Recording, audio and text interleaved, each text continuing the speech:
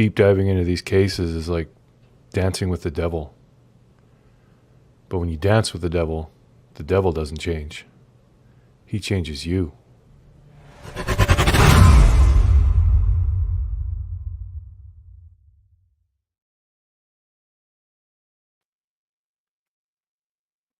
Hey everyone.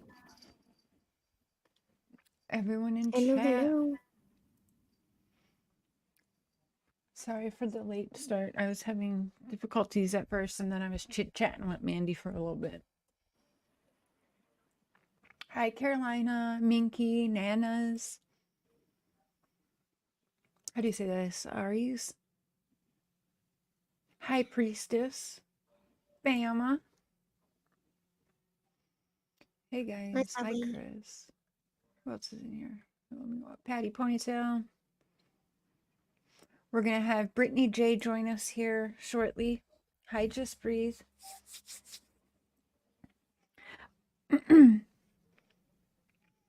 Okay, while we wait for Brittany to get up here, you guys, we have some stuff we're gonna pull up and discuss, but it's obviously a much deeper conversation than an hour or two tonight. So we'll continue these conversations.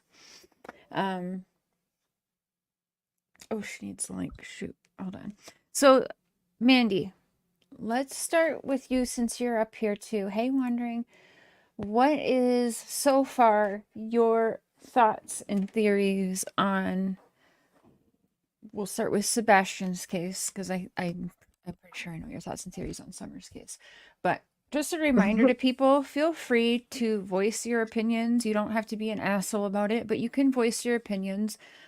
Mandy and Brittany and I all have different opinions and thoughts on definitely Sebastian's case and several in Summer's case too. And there's lots we also agree on. But people that are getting bullied for thinking one way and not another is really silly. So don't let that scare you from like voicing what your own thoughts and opinions are for your own self. Because the people who are butt kissing the Proudfoots and how dare you talk about the Proudfoots are the same people that is bashing Seth Rogers. And we don't know who's right or wrong. And by the way, neither the mean girl drama side has so far helped with their behavior and their actions on their platforms bring any of these children home yet, and neither has our side, right? So again, everybody's on the table, everything is on the table according to the law. It is a high profile case, it is a very public case, so we have every right to have our own thoughts and opinions because it's a public case. So, of course, we all have our thoughts and opinions on it, right? That's the beauty of the justice system. It's public. Mm-hmm. Right? So, what is your opinion this far? What are we on? 102? Hey, Brittany, I'm getting you the link, girl. Sorry. Are we on like 102 or 103 days for Sebastian? Right. Yeah, and I can't believe, 102, 3, 100 plus days feels like such a long time, but I can't believe that it's already been this long. Does that make sense? Like, Yeah, it, it's it flew seems like by. right. It seems like we just heard about Sebastian just last week or something, like, Mm-hmm. I can't imagine. I can't imagine. Okay. My thing is, I guess, like we're all entitled to our opinions, and Exactly. Don't be afraid to say it, girl. right. I have my own opinions, and one thing that I can say is, we're not going to say words and then have them twisted. Okay.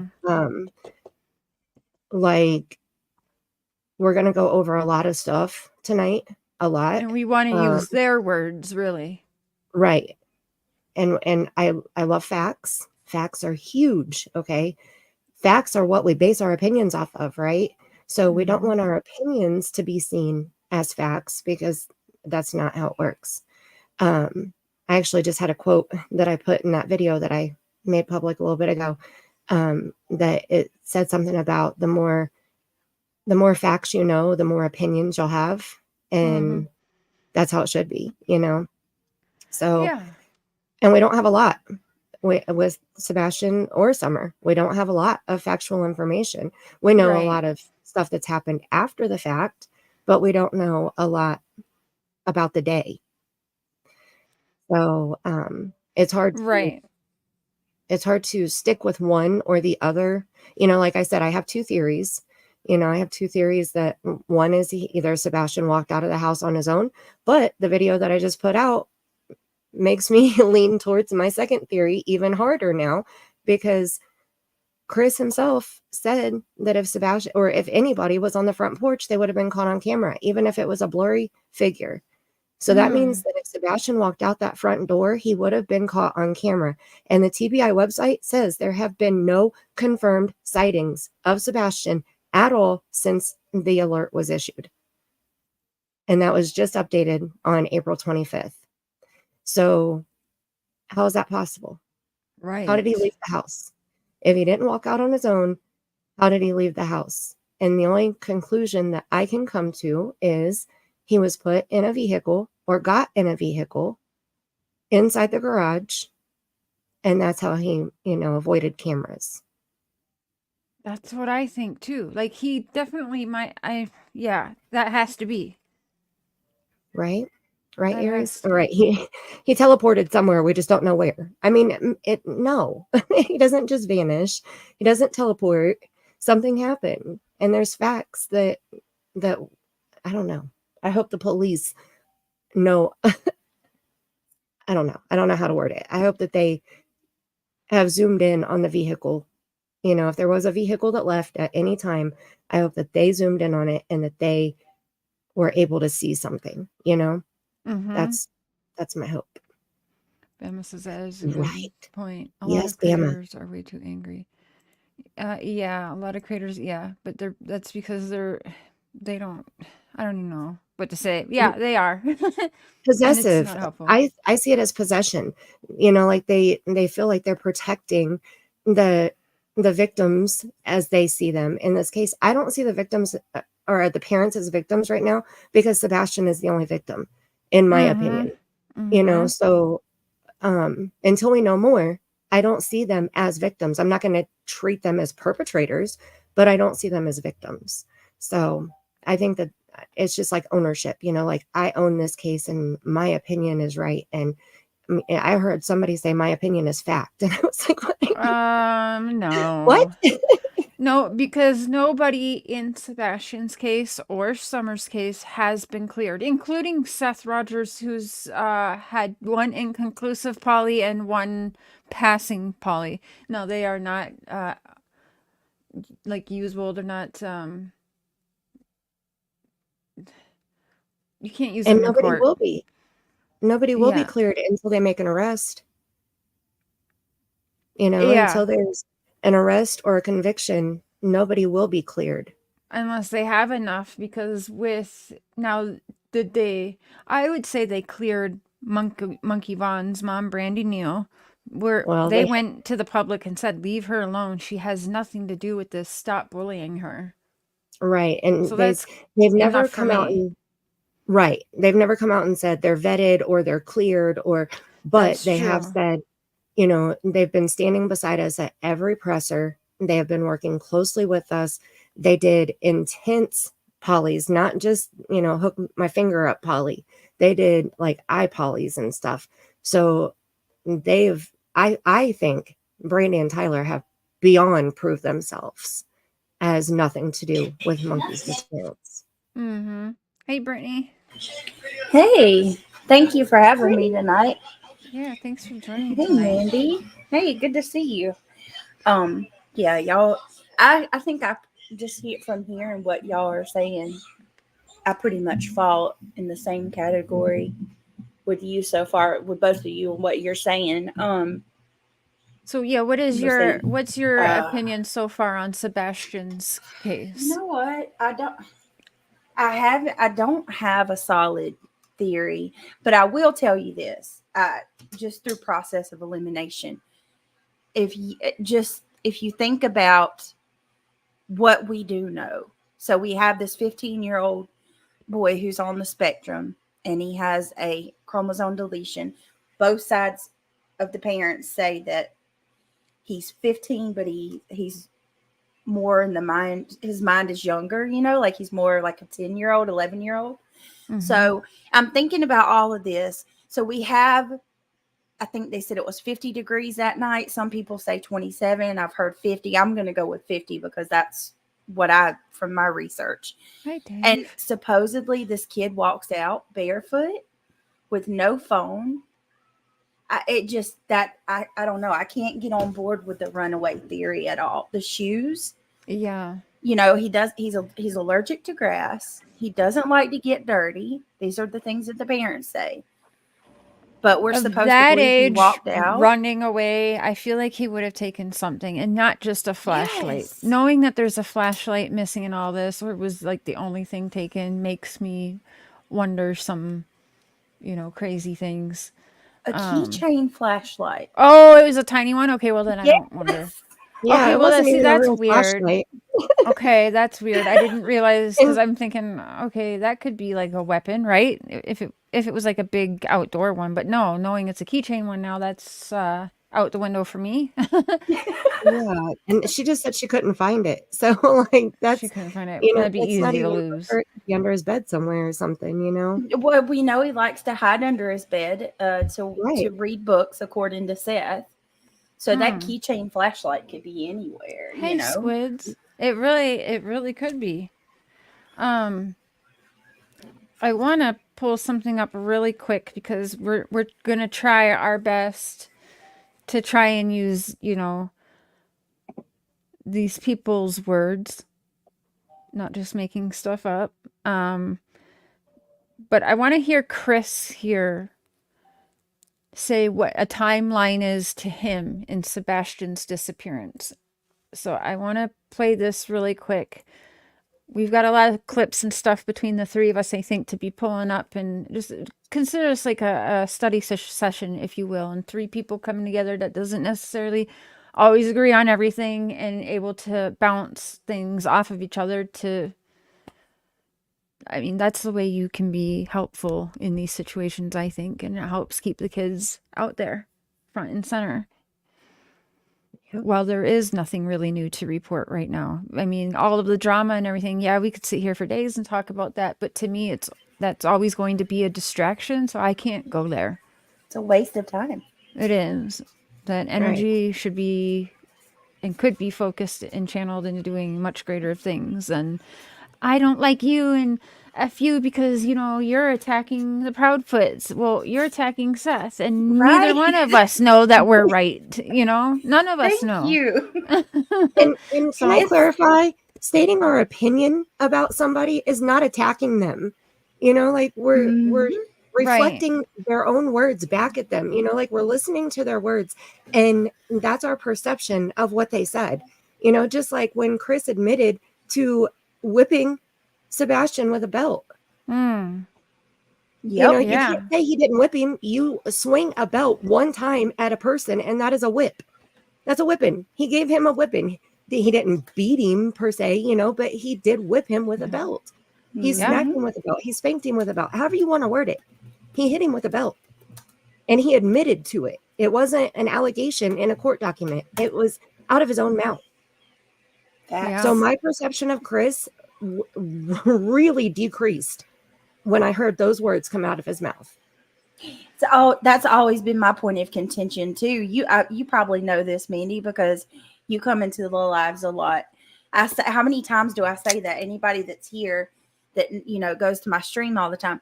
It's not that I think these people have done something to Sebastian, because we have no idea. There's nothing to really go on.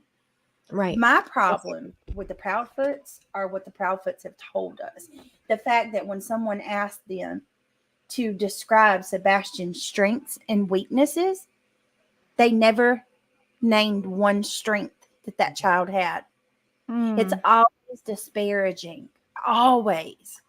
And mock him and degrade him. And yes.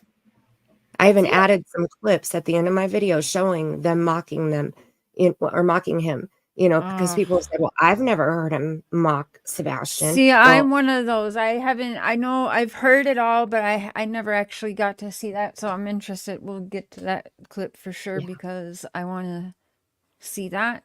But the things that they're doing, Chris, for sure, just mimics what Don and Mullen think is funny. And what do I think of Tony?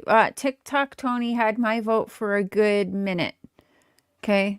But then mhm, he ruined it for himself. And I'm just like, why are you here? So to me, it's another Tim Mullen who's probably telling Seth, this would be funny, do this. And I caught a few things. I got some notes. There's one interview where Tony straight up just looks like he's a stage mom. And it's almost, there's a certain situation that I don't think looks good on Seth.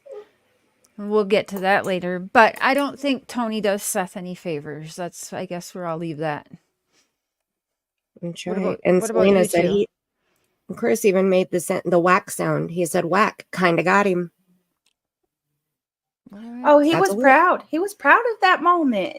The Yeah. only reason, in my humble opinion, the only reason that he started backing up from all of that was when he realized that the public was not having it. And then that's when he started downplaying it and saying, okay, it was only one time. Right. But Yeah. to And it answer was your years question, ago. yeah, oh God. Even though Yeah. he was an embarrassed 15-year-old that went back and sat down at the table, and Chris said, ha ha ha, I told you. Ha, ha, ha. Yeah, and the Mhm. CPS worker lost her job allegedly, according to Right. what the yeah. So It's irritating. It's, yeah, I'm mocking him because he mocks Sebastian, yep. so Mm. because usually I'm not a mocker. I don't do that. I think that it's an immature thing to do. But that's how goofy he sounded when he mocked Sebastian.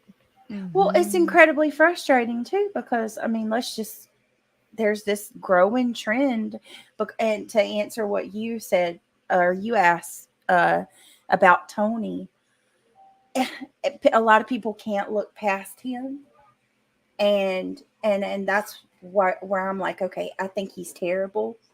He's an opportunist. If you go look, he was in Moscow, Idaho, right after those college kids were, brutally Yes. unalived. He was there with drone footage, taking pictures with Brian Enton.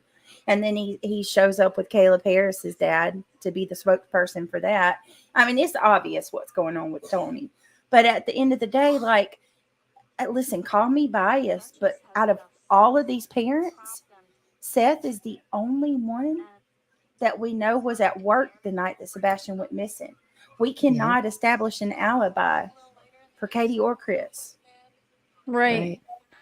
Other than she says she was at home, but now I'm trying to find this timestamp quick because I want to hear if you guys remember it. But Chris says the time frame that Sebastian disappeared was between midnight and 6. But I don't know how he could possibly know that if Katie didn't put eyes on him past 9 p.m. She says she heard a thud, but has she ever, maybe I missed it, but I've been going back. Maybe you two know. Have I missed where she has come out and said that she has checked on him during that thud she heard an hour after sending him to bed, or no? No. Mm-mm. Nope. Okay. So for him to say who was not home, which just like Dawn not being home, Chris Proudfoot and Dawn are both the mouthpieces, which is weird to me. Absolutely. And their timelines are all messed up in both cases, but we'll stick to Sebastian for now. Between midnight and 6 a.m. But really the time frame would be allegedly 9 p.m. when Katie last see him and sends him to bed. Right. Or we could even put it to at 10 p.m. after hearing that thud. Did he leave then? Did he go out a window then? Or what happened at 10 that there's a thud the same night that he poofs disappears out of his bedroom? But he didn't, bless you. He didn't leave through a window though, because they said all the screens were intact and the windows were locked. The parents and law enforcement checked the exterior of the house. And Chris also said if he would have gone out the window barefoot, yeah, we'd have heard him. He sure did. We.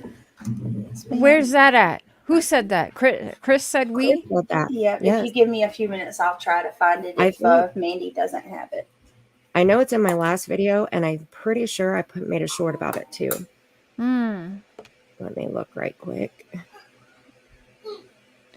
Yeah, because the time frame, I don't know how he would know. Reno Yep. says Katie didn't hear no thud. I think she made that up to make us think he was there, to make us think Sebastian ran away. So that Yeah. would be like when Candace tells us she held Summer's hand and walked her to the door. Oh, Because share. I don't believe that happened either, right? So it's just to make us think and manipulate us to thinking one thing when it's really another. I love how you're picking up on the correlations between these two cases because I see it too. There's so much. Oh man, just I mean, with everything over It's and over. hard and over. not to, yeah. It's sad. Okay. Cher, I just texted you the link to my short of him saying we. Okay, let me pull that up right now because that. You're good, Mandy. Well, Yes. because I just made that video, and I swear it's like a 16-minute video, and I don't go live. I help on panels. I'm a panel whore, but I really wish you would though, because I would be over there. I would be over there every time. I love I love what you do.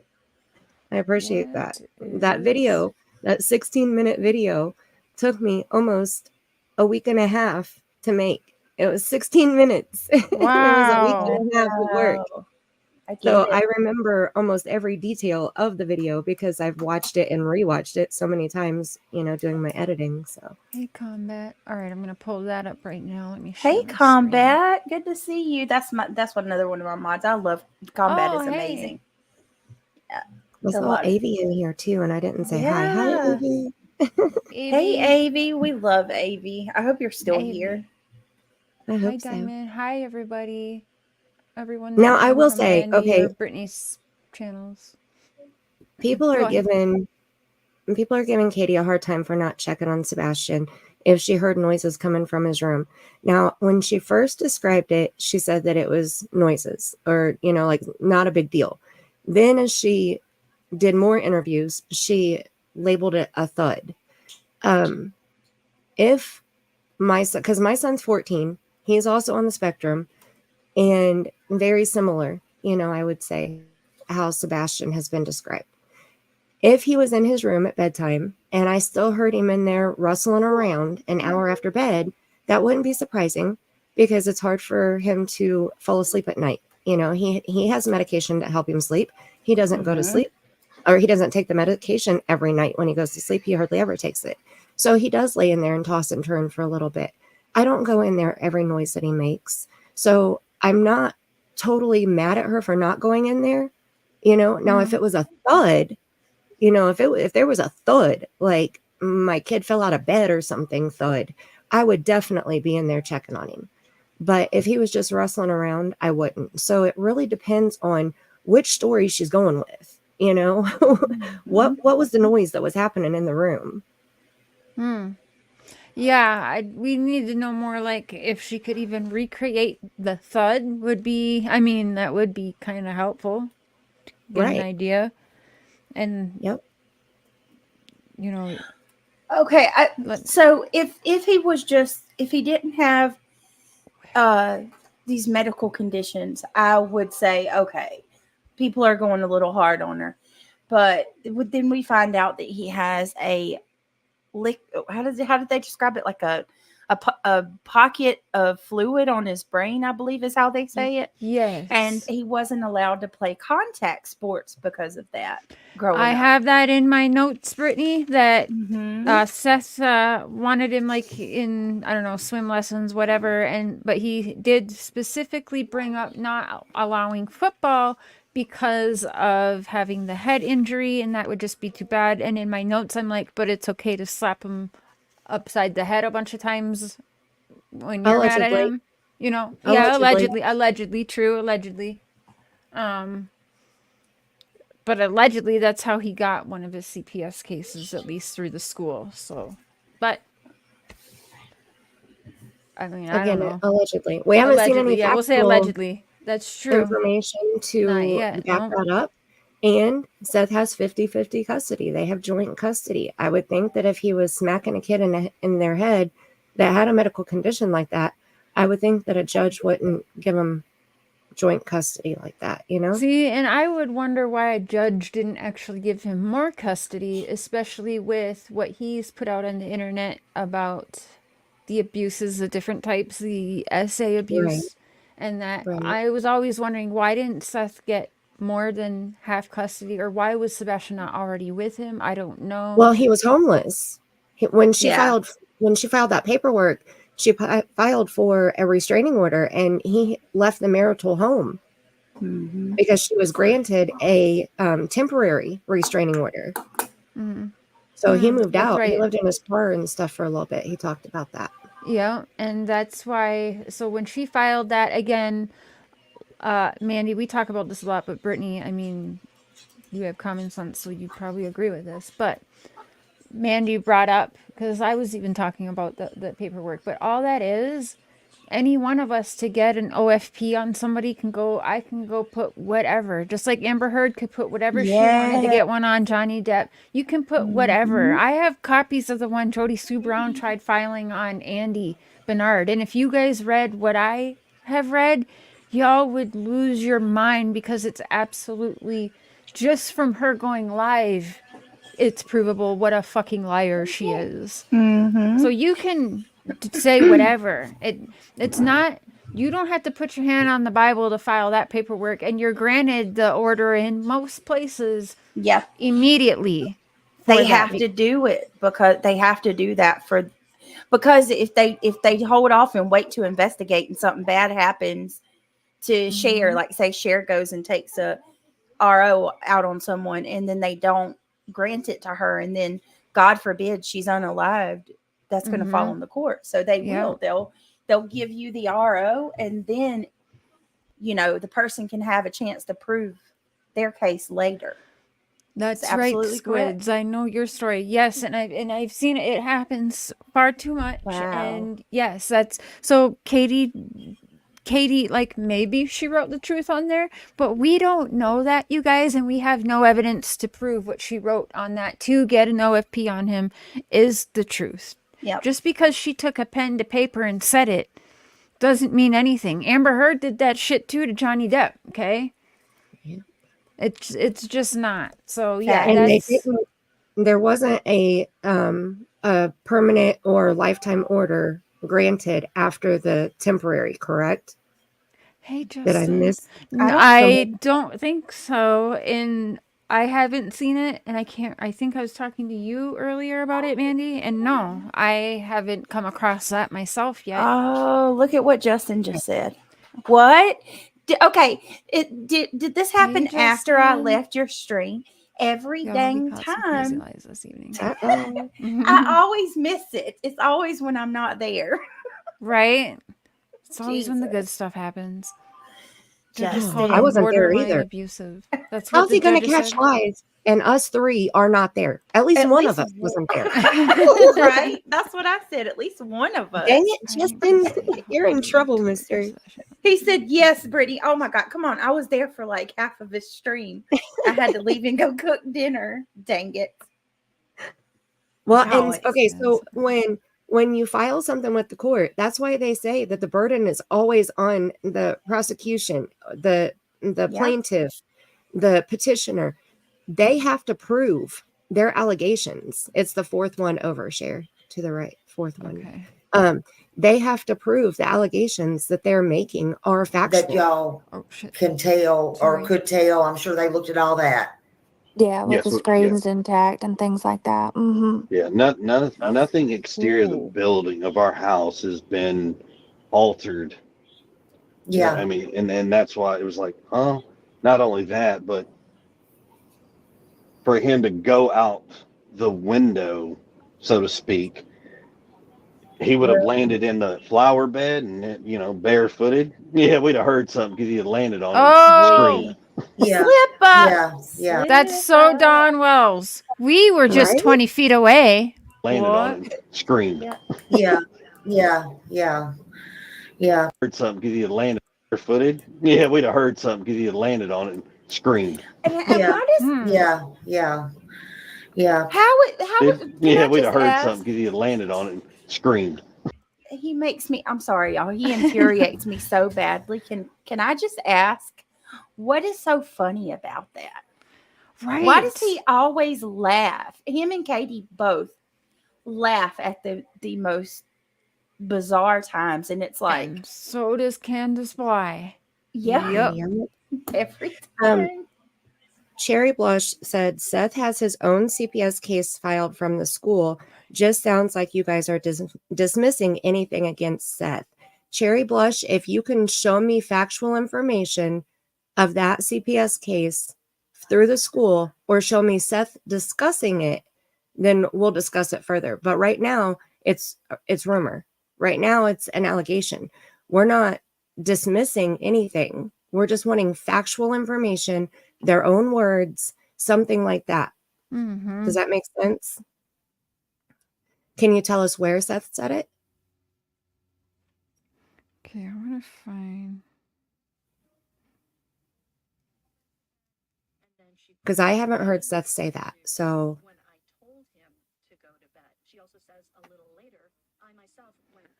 Okay.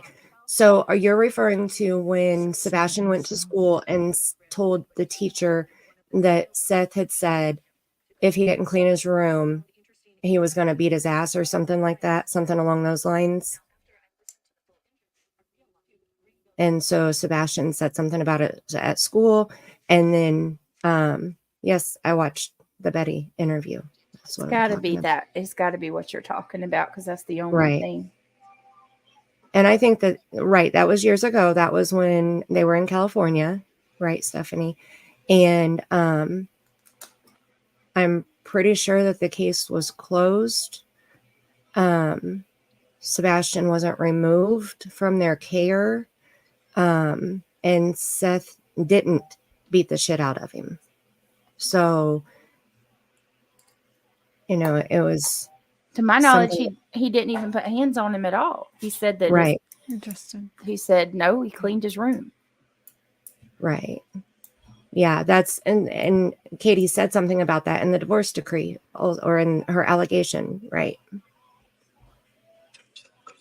And Seth was still given 50-50 custody. So, and no supervised visitation. Private. So, okay, let's listen to this as Chris. In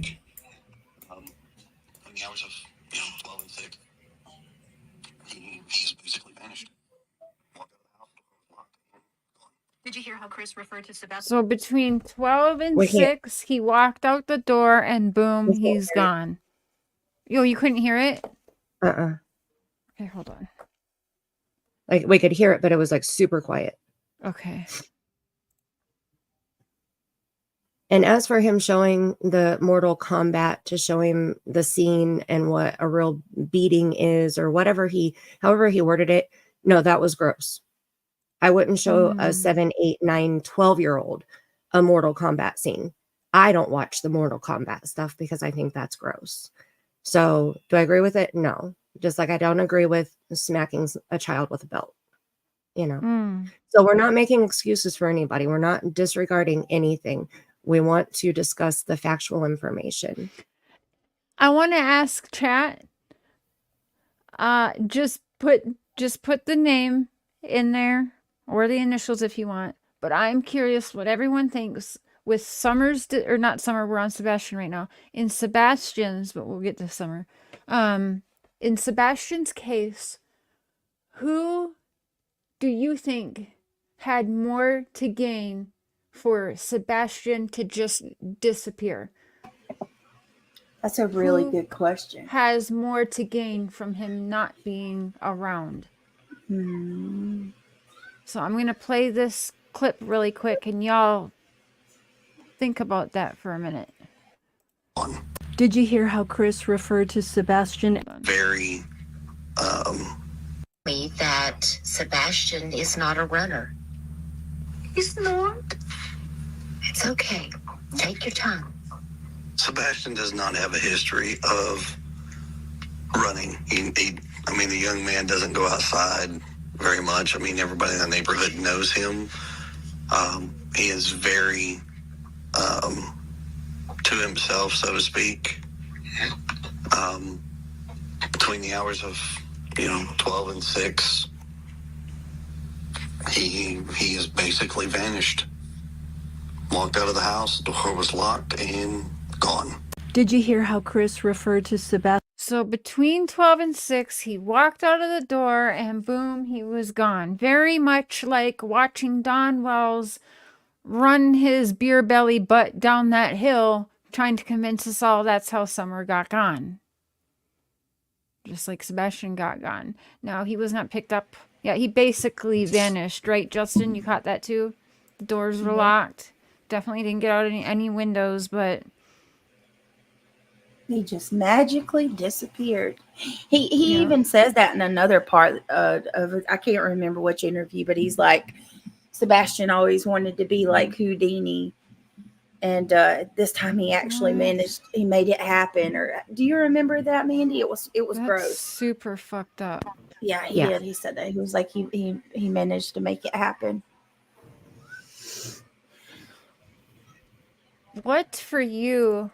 I'll start with you, Brittany. For you, what are 3 big things in Sebastian's case that give you deja vu into Summer's case? Let me see. The parents, their demeanor, laughing, no eye contact. They will not make eye contact. Katie just looks down. They had that. Here's a big one. It's always they had an incredible day before they disappear. Yeah, like she said, colossal popcorn, and he went to BJ's, and they had this day of bowling, and it was just the best day. And then Candace, they went to Sonic, they went to the park and went swimming, that. And then another one is the CPS incidents, which with Summer, I think it was a little closer in time. Like, weren't they supposed to get like a CPS? They were supposed to come out to the house like the day after Summer disappeared, I believe. Is that right? Allegedly, yes. The day Whereas after. with Sebastian, I believe the CPS CPS made a visit, I believe, on the 23rd of January. Anybody correct me if I got that? I believe it was the 23rd of January, and the Sebastian goes missing a month later. Yep, it was about a month later from what I remember. That's bizarre. But so that for me is what, and I'm sure there's more, but that's just what I can come up with. Yeah. What about you, Mandy? The best day, that's obvious, that's a big one. Their last day seen alive was their best day ever. It was just a normal day. Both of the parents that were not there at the time are the spokesperson for the parent that was there at the time. They both vanished from their home without a trace. Just teleported, vanished out of there. There's 3 or 4, but there's been a lot that I've come across that, just hearing interviews and stuff with Sebastian's case, and I'm like, okay, Dawn, or okay, Candace, or I catch myself saying that. And not just with Summer's case, I mean, with like Brittany did the comparison with Jennifer Soto, and some of the things that she had said, and Maddie had the best birthday right before she vanished too. So that's right. Or some kind of weird ass birthday party anyway. Right. It really was. Yeah. That whole, yeah. Don't even get me started. I want to say, Cherry Blush, I appreciate your comment back. I was hoping that you didn't add tone to my comment, because I really am open to any opinion. I think we all are. I think that's why all 3 of us get along so well, because we all have different opinions, but we can talk like adults and not argue about it or degrade each other because we have different opinions. And Chat's no different. Just because you're in the chat doesn't mean that you're any different. So you're not going to be attacked for having a different opinion or calling things how you see it. So I appreciate you saying something. Justin, do you have timestamps to what you were saying to look at? Okay, Mandy, you had. Let me see here. Okay, about the question I asked you guys, I saw a lot of Katie and Chris Proudfoot as having the most to gain. That's where I kind of differ from, I think, the popular opinion, because for me, I don't know who had the most to gain. But what we have witnessed after Sebastian's disappearance, I know who did gain the most, which is going to be Seth. I'm sorry to say, but that's true. Financial ways, he has had more to gain, and we're talking just in GoFundMe that's public, almost $30,000 before that got ended, and who knows how much on the private platforms. And then he had the merch shop that he also took down.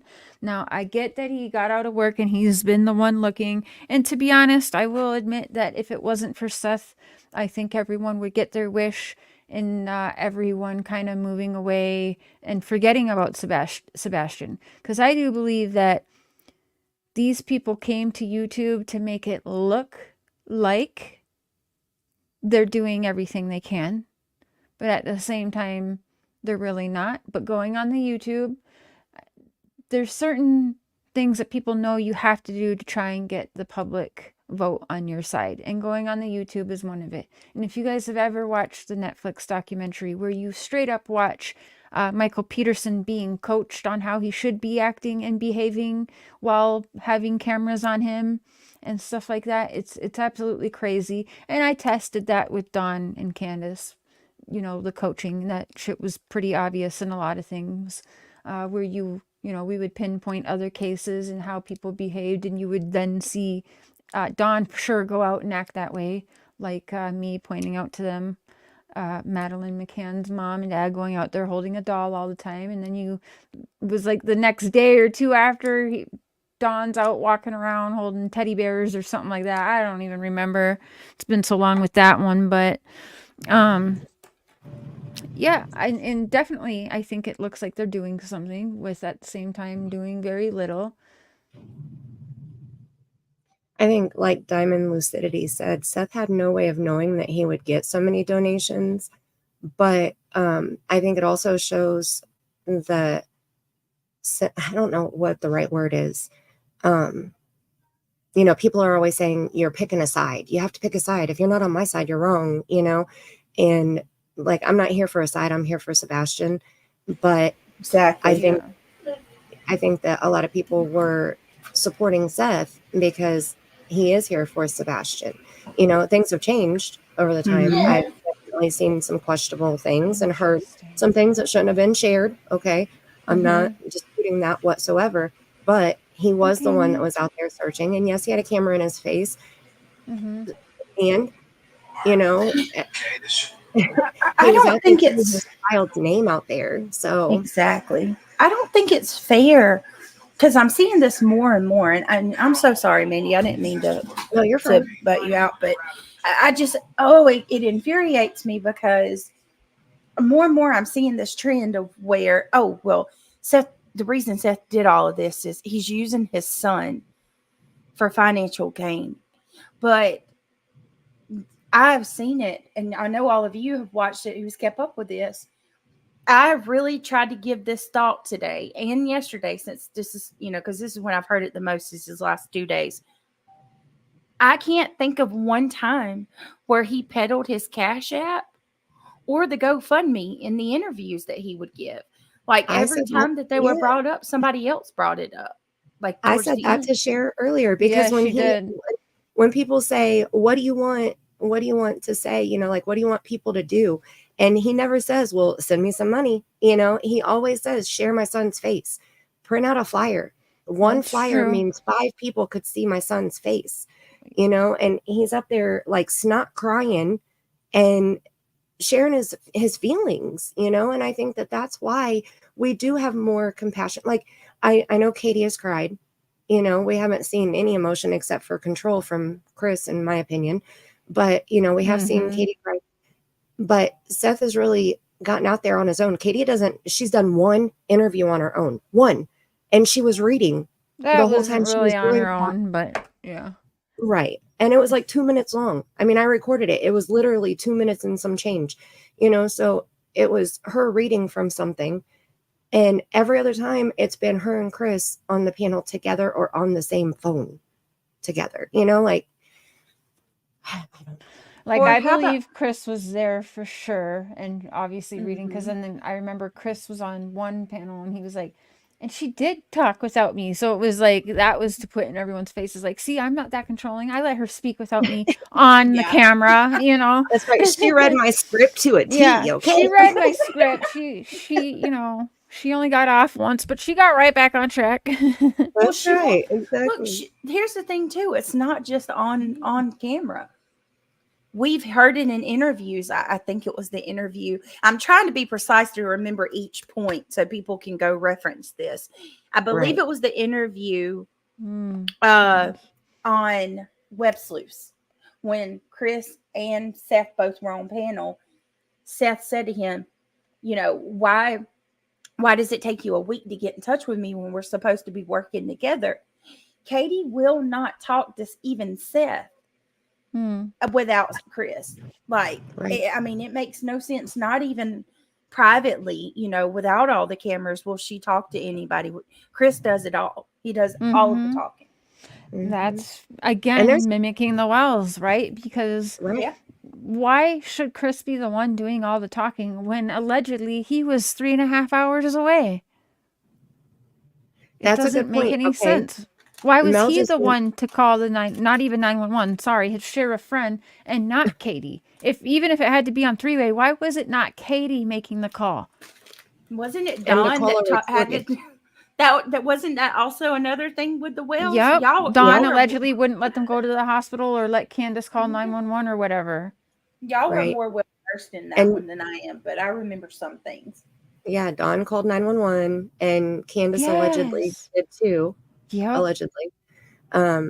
Yeah, very similar. Mel made a good point here though. Okay, so she said, to be fair, and I respect and love Monkey's mom, but she also talks for their family. You have to admit sometimes one spouse is sometimes more outspoken than the other. That is a good point. Was she not there though when her son disappeared? No, she was at work.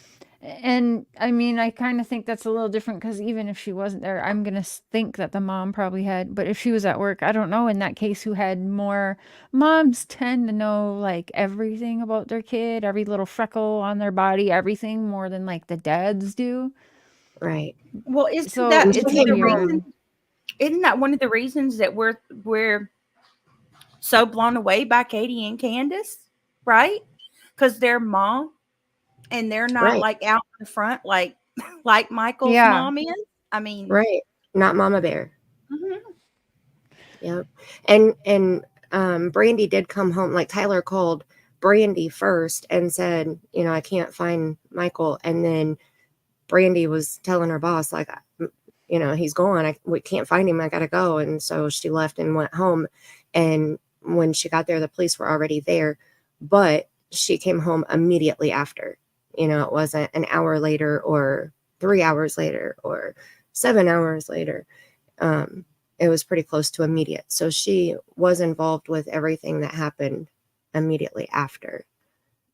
And she is Mama Bear. Brandy is, I love Yeah. Brandy as Mama Bear. I really do. I admire her. Yeah. I don't understand the people like before I heard the law come out and back her, and I didn't do a lot. I did question not so much Brandy, but her husband at the time. But then, you know, as I watched more like everyone else and I heard the law, like saw it with my own eyes and heard with my own ears to lay off of them, they have nothing to do with it. And then seeing, you know, of course, the suspects and everything, it Right. was clear to me like, okay, yeah. So I don't understand like the people like Tiffany Marie that are trying to think or say that Brandy Neal was abusive and that she believes that, you know, maybe Monkey is gone because of her, is fucking bizarre to me. Right. I don't know. I don't get that, And but at here's the the same thing too. time, After, like people are judging Seth for the things that he's saying, judging Brandy for the things that she said. Those were things that happened after their child vanished.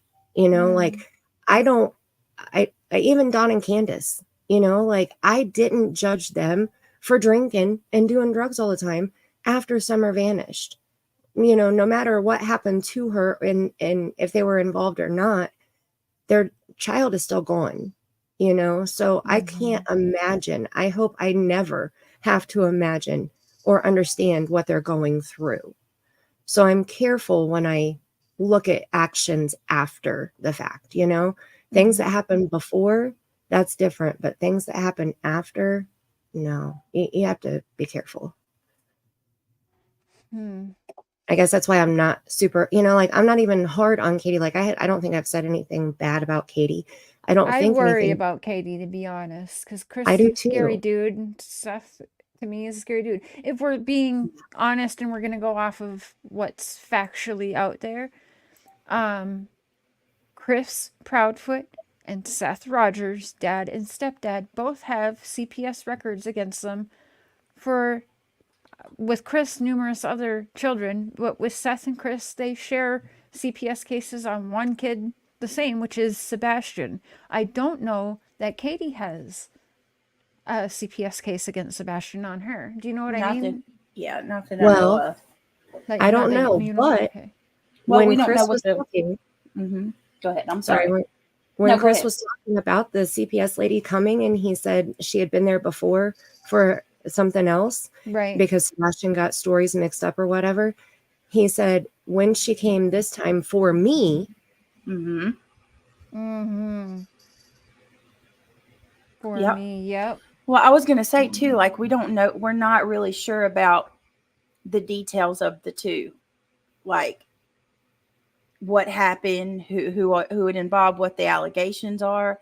There's really Right. not much to go on at all, except for what Chris slipped up and said. right? But And I will say, Seth is like, he has said multiple times, well, now I'm aware of what was going on in that house because of the I'm CPS. glad you brought that up. I'm Yes. glad you brought that up, Brittany, because in my notes here I have written down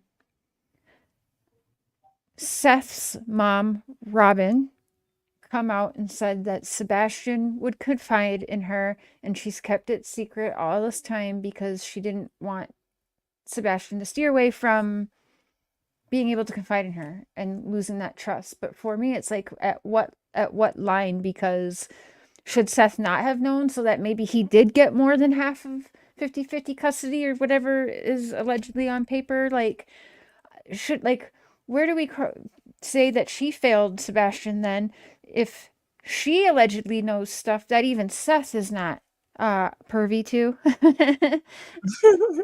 But you know what I mean? So that's a little bit really weird. does. So I have how didn't Seth have more of custody if he could prove all of the abuse situations, the essays and everything? Why didn't he have more custody? And if his mom knew about further abuse, why was there nothing said? Like, obviously not extra CPS reports. Did she confide in just Chris Proudfoot in Katie's home being abusive, or did he confide in her that Seth was also more abusive? Or why was Seth left out of the conversation when Seth could have been like, you know what, all right, final straw, you're like, on paper you're coming with me for full custody because it's very unsafe in that house. Like, I just don't understand why this hasn't happened. If we know not once but at least twice there's been essay in the house. Yep. He knew of some child abuse cases, and allegedly Robin, Seth's mother, knew of much more. Yep. Everybody, I'm sorry, but everybody, and this to me, like, bash me all you want, but I'm being equally fair to everyone when I say they all failed, including the system, by the way, failed Sebastian, much like all of the adults and the system failed Summer, Waylon, Wyatt, and Hunter, Josie. Josie.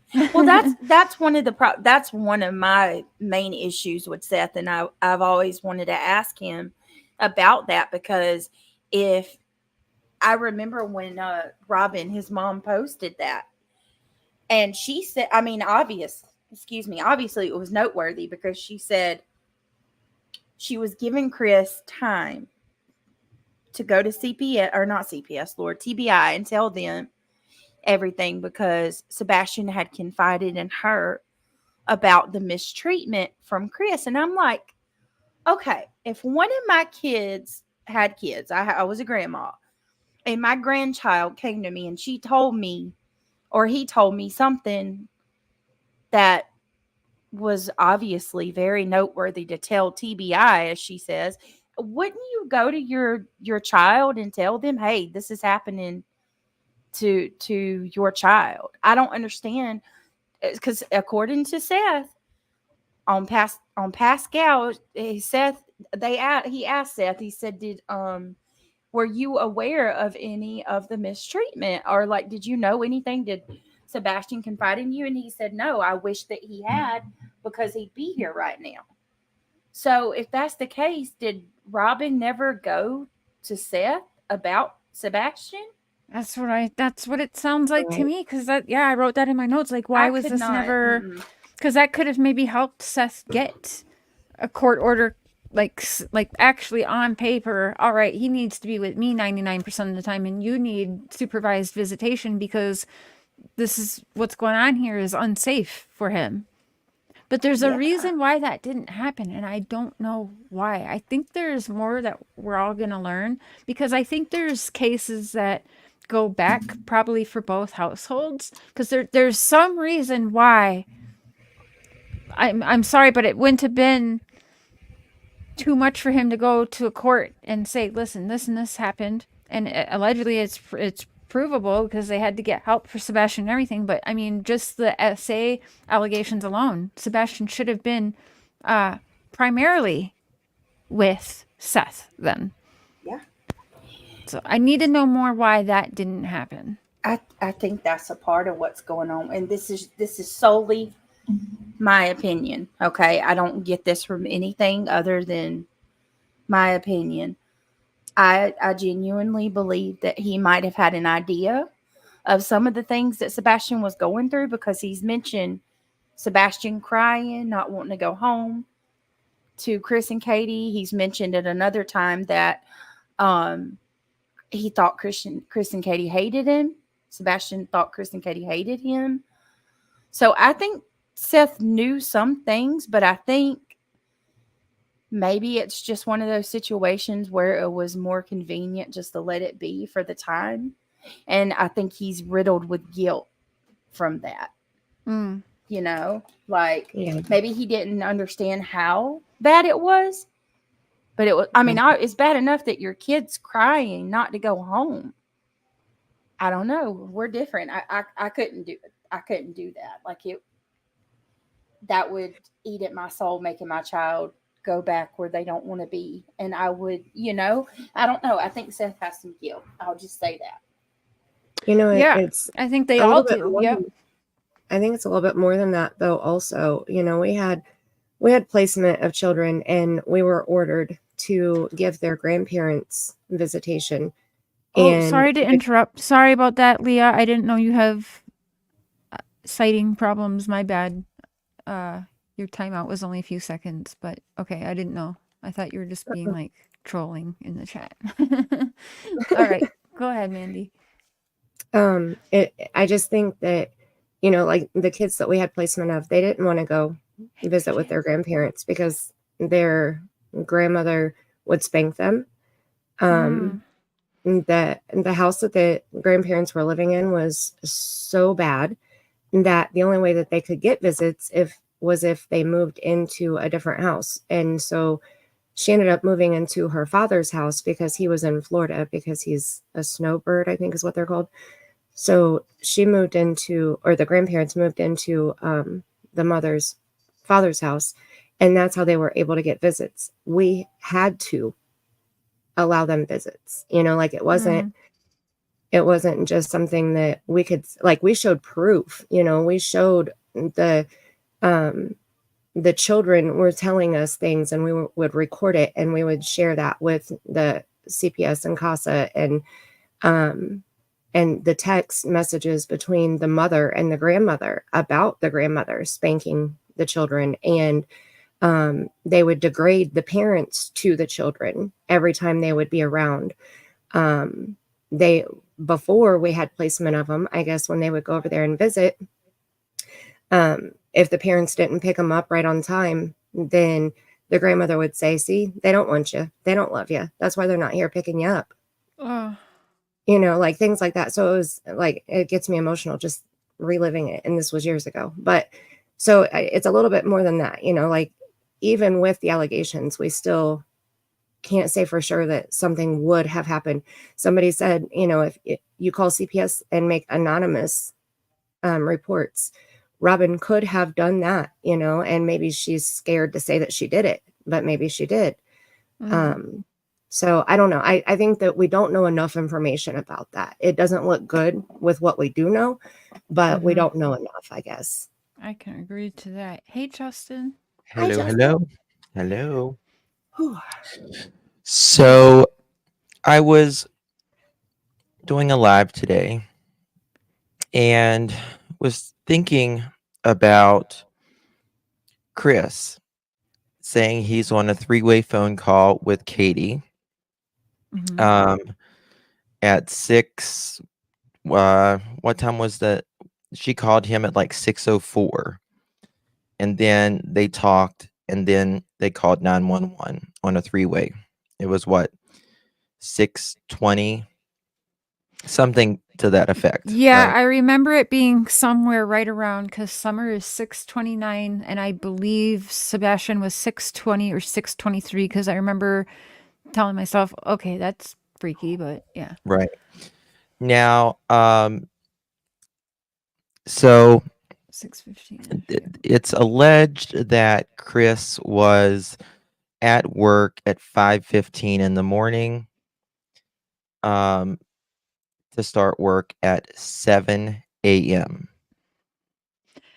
Yeah. But even if he wasn't there at 5:15, he starts at 7 a.m. Right? That's when what the hell is it? Anyway, that's when they start working, is at 7 a.m. Okay? Is there certain times when the crane can be operated? What's it? What's the damn word? I just said it on my live stream. It's such a simple word. I hate when that happens. Oh, it's my brain from limes. I'm telling you, I can't think of anything.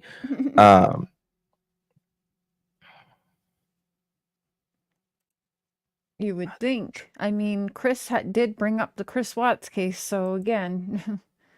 Yeah. The PI says that Chris was there at, I think it was 5:15 or 5:30. But anyway, Thomas said Chris started, no, not Urshan. God, it's on the tip of my tongue. I can see it. Is it okay, the noise ordinance thing? No, well, the noise ordinance, it's at 7 a.m. is when they can start.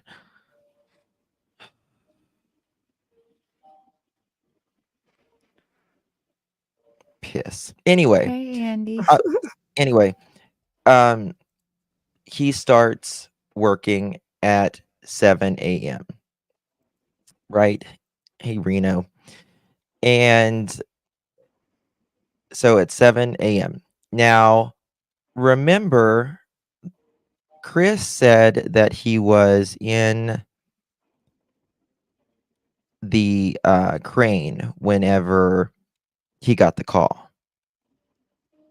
Remember, he's on the phone with he's got 2 earbuds in. He's talking to, I guess, the people down below the crane, and then Katie calls him, and he's got 2 headphones in, and he's kind of sounds confused. He's like, I'm listening to both people in my ear. Right. Does you remember that? Yep, I remember that. I remember that too. Okay. All right. So, can you play my timestamp? Yeah. Sure.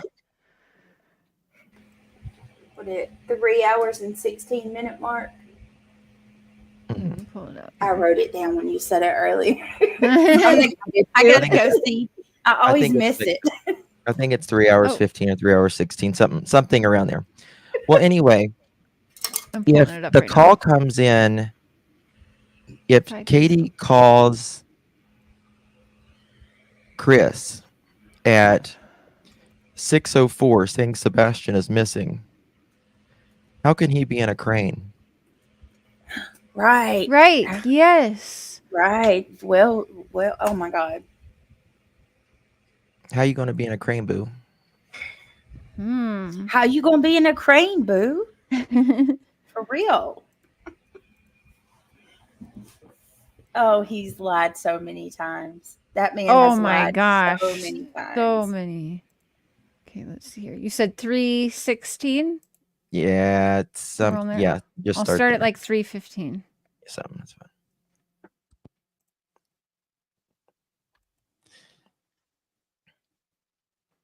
So now I know what the critics will say. Oh, well, sorry, but you still got to go on. This is a big site.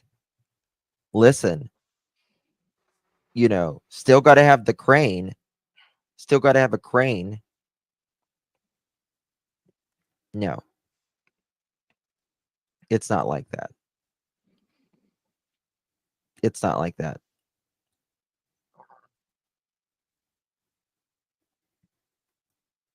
They could not make you work something like that. You would be really a danger, in my opinion. What? The question comment says Chris Proudfoot's sister. Right, I know Truth Sleuth. Said He she was didn't looking at clock in till 6:30 7, but he already? was allegedly there at 5:15. What Mhm. was, you know what I'm saying? Could Chris, since he was there so early, could have he just been standing around waiting for that call? Do waiting for this call, waiting for this call. It's been a long night. I'm waiting for this call. Crane can't start till daylight. That's what I think. I never hear crap up. Do. Yeah. If Chris was down home and something happened, he could make it from Memphis by 9:30, call Maybe the next comment Katie worked. and make plans or discussion what to say, and then he could head to work instead of sleeping for a couple hours. Yes. Why was he at work so early? Good question. It's crazy.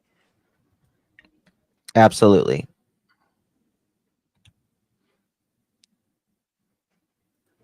Of course. Yes.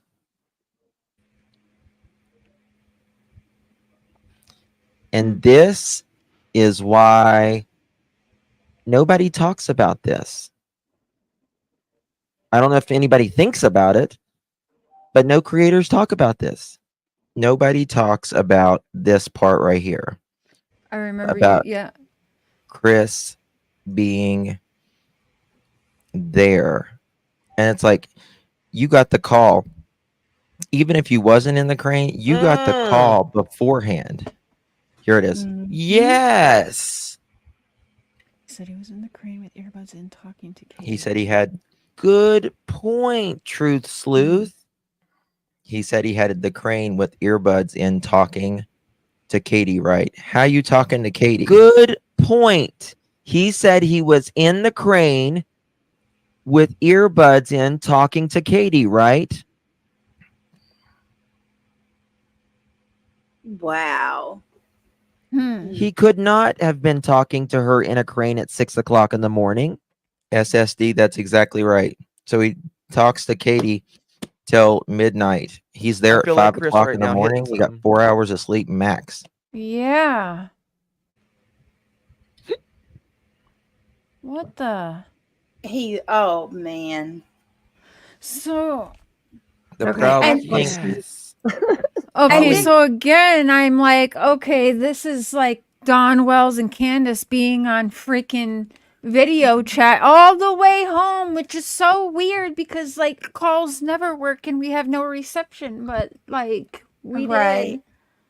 did. What, Mhm. help me remember, y'all. Didn't he also say like, I have the kind of job where you can't just knock off and rush away? Yep. It takes time. Yes, he So did is he say that. trying to tell us that he stayed on the crane even with knowing Sebastian was missing? Did he stay on the crane for the rest of the day? Well, Well, he said he almost lost his job, but no, he left. They did let What- him leave earlier. He left somehow, right? we was listening to Nina's Yes. thing this evening as well, and we caught Chris when he called Nina. He said Chris was telling Nina that Sebastian was lost. Nina said, "Well, Chris, we have court next Tuesday. Are you gonna call and tell them?"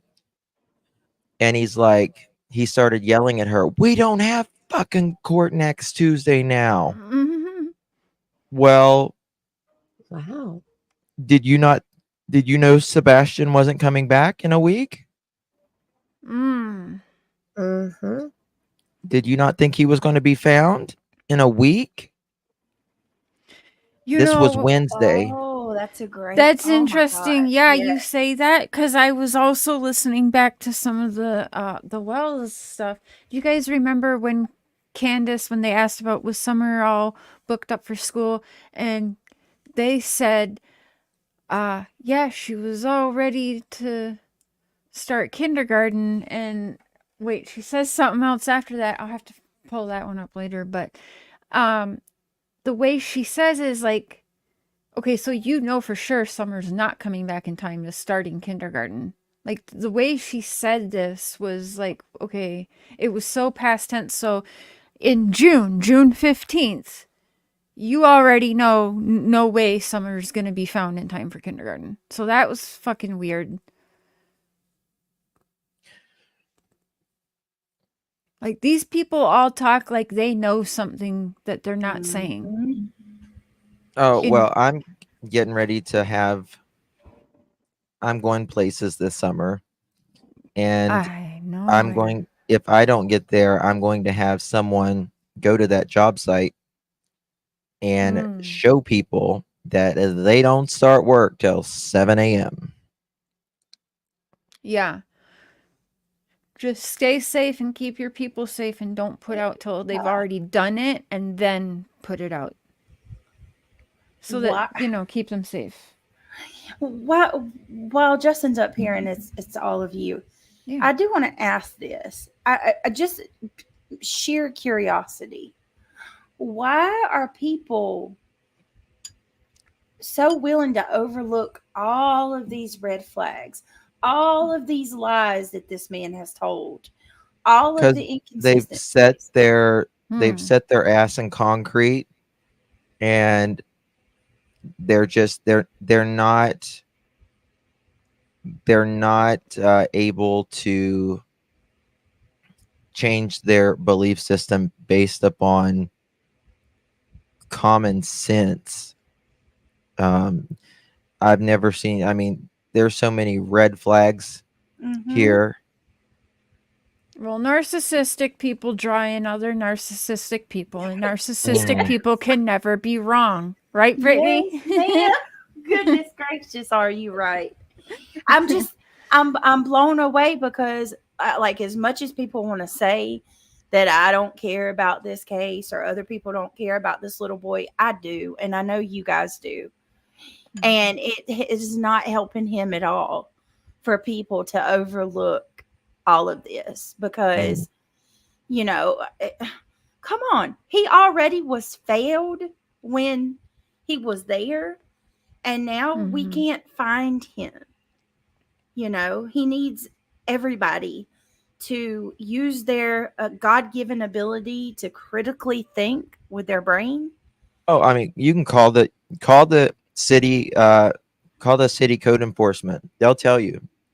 Noise ordinance 7 a.m.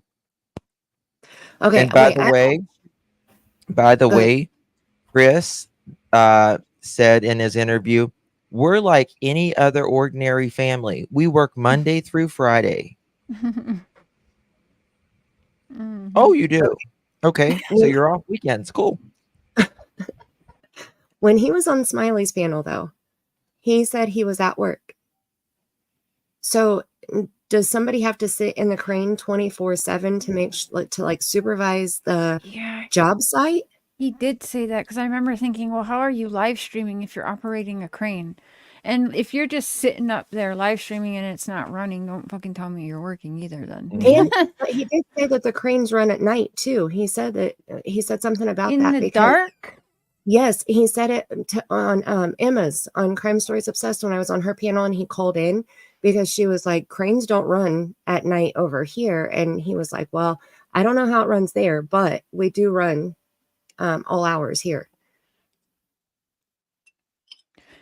I'm glad you brought up Emma, because Chris likes to cuss out YouTubers and all these people. They're just so out there and talking out of their ass, and I can't take any of them seriously.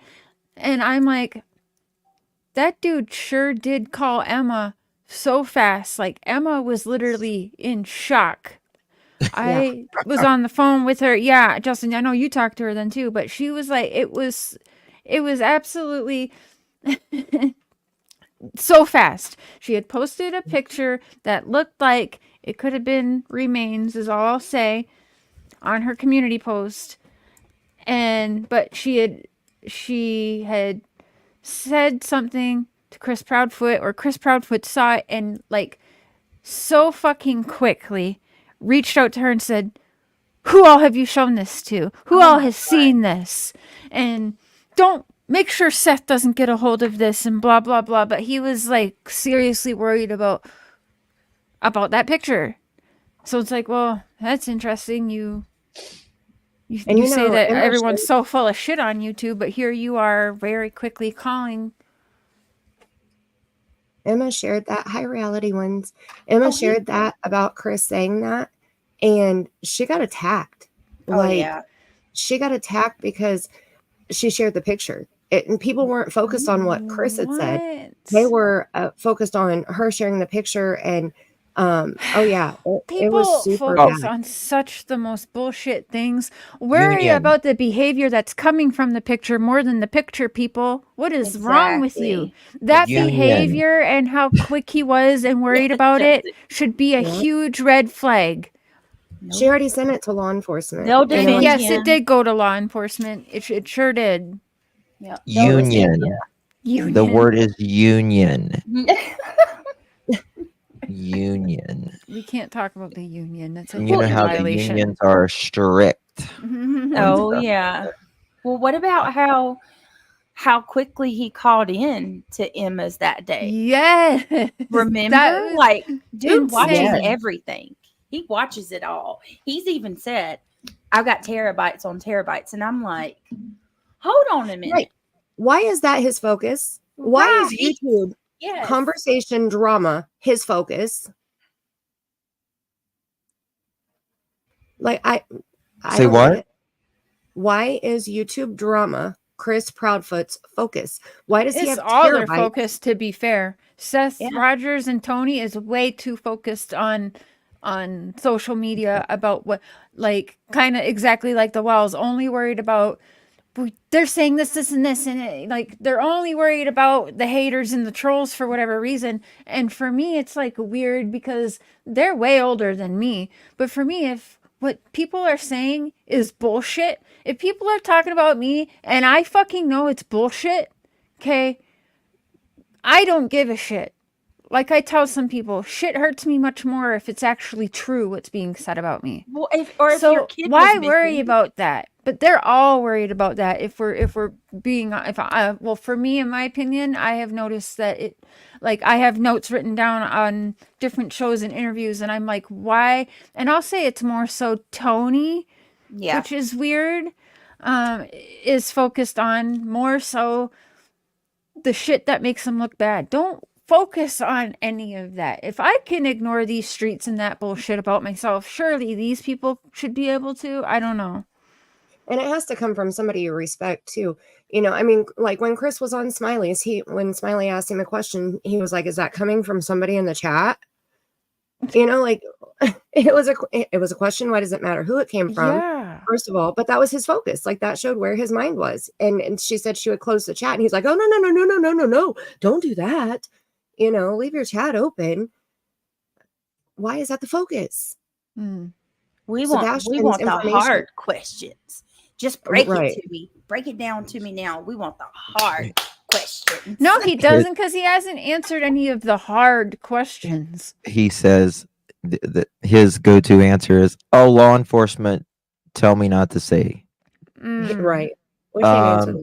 Law enforcement is never going to advise you. Number one, they're not attorneys. They're not going to tell you anything they don't want you to say. Yeah, and even if they are telling them certain things, the law's allowed to lie and play their games, Chris. Like, what the freak? Law enforcement is not going to tell them any information that they don't want out. No, period. Exactly. They're very, very strict with that. Number two, he says, for instance, law enforcement says, I can't tell you whether I was home in the month of February, from February 4th up to the day Sebastian went missing. Why? What does that have to do with the price of eggs in China, Chris? What does it have to do? Snacks. I mean, that's just it. I can guarantee you, law enforcement will not tell them anything that they can't say to the public. They just won't. No, especially when none of them can be cleared. They're all suspects still right now, so they're not going to give them everything. They may Law tell them something enforcement to play them. may not want you to talk about certain details because it's an open case. That makes sense.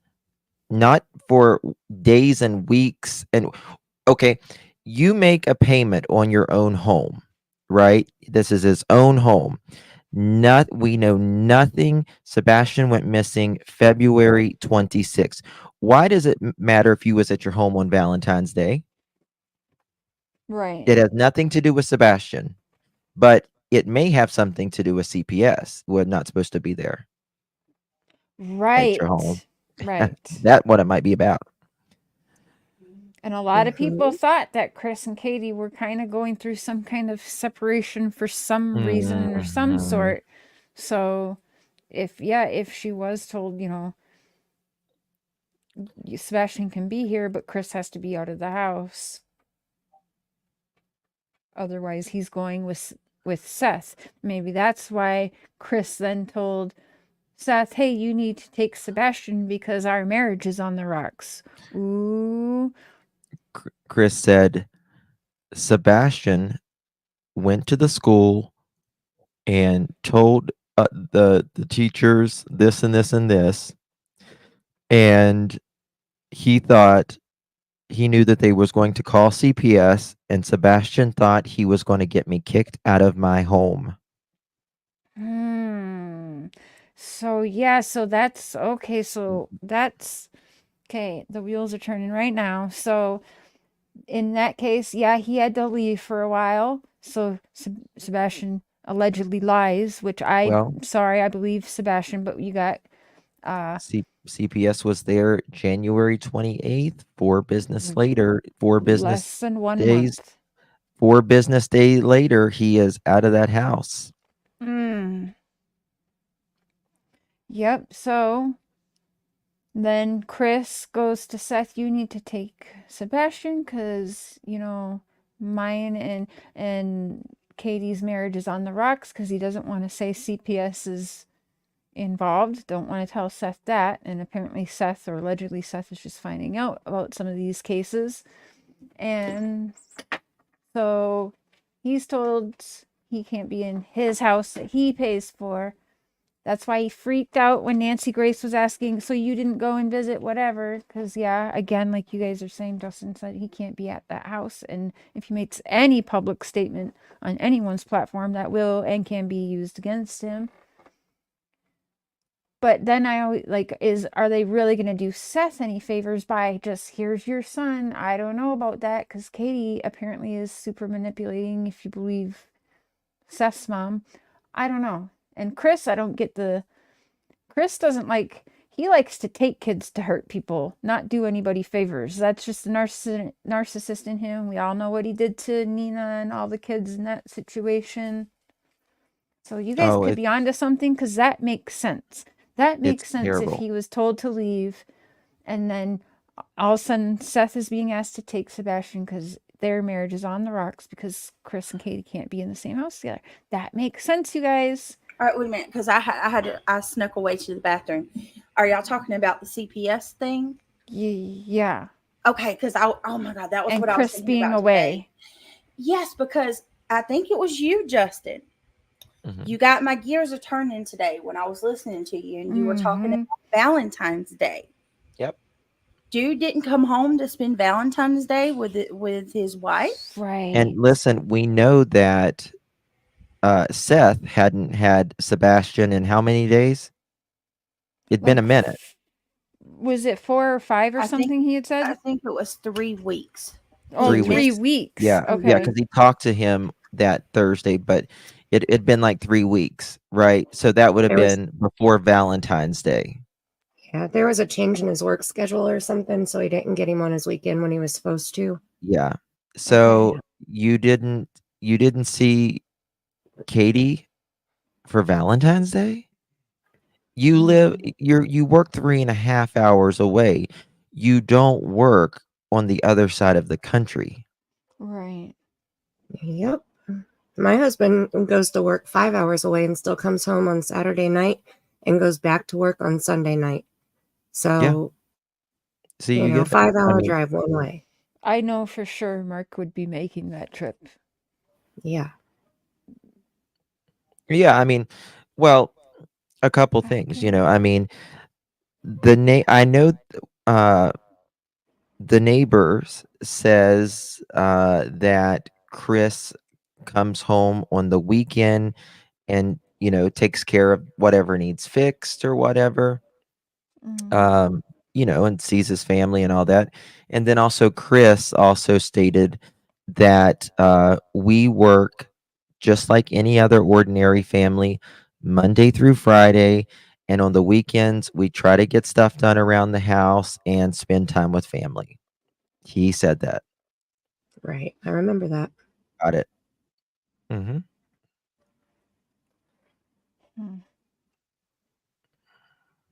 What the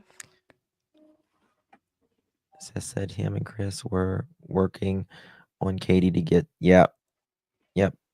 Blissful. I'm convinced. I mean, think about it. Why would anyone in their right mind stay in a camper over the weekend when they're 3 hours from home? Well, hey, John. Another thing I made in my live today. So they were at BJ's Wholesale, and where else were they? Saturday. They went to BJ's, the bowling alley, and to Costco. Costco was Saturday. Saturday, right? Mm-hmm. Okay, so she went grocery shopping. Right, grocery shopping. Yeah, because snacks. What does you buy bulk at BJ's and Costco? Could she be getting Chris ready for the week? Getting his all snacks and his grocery shopping done?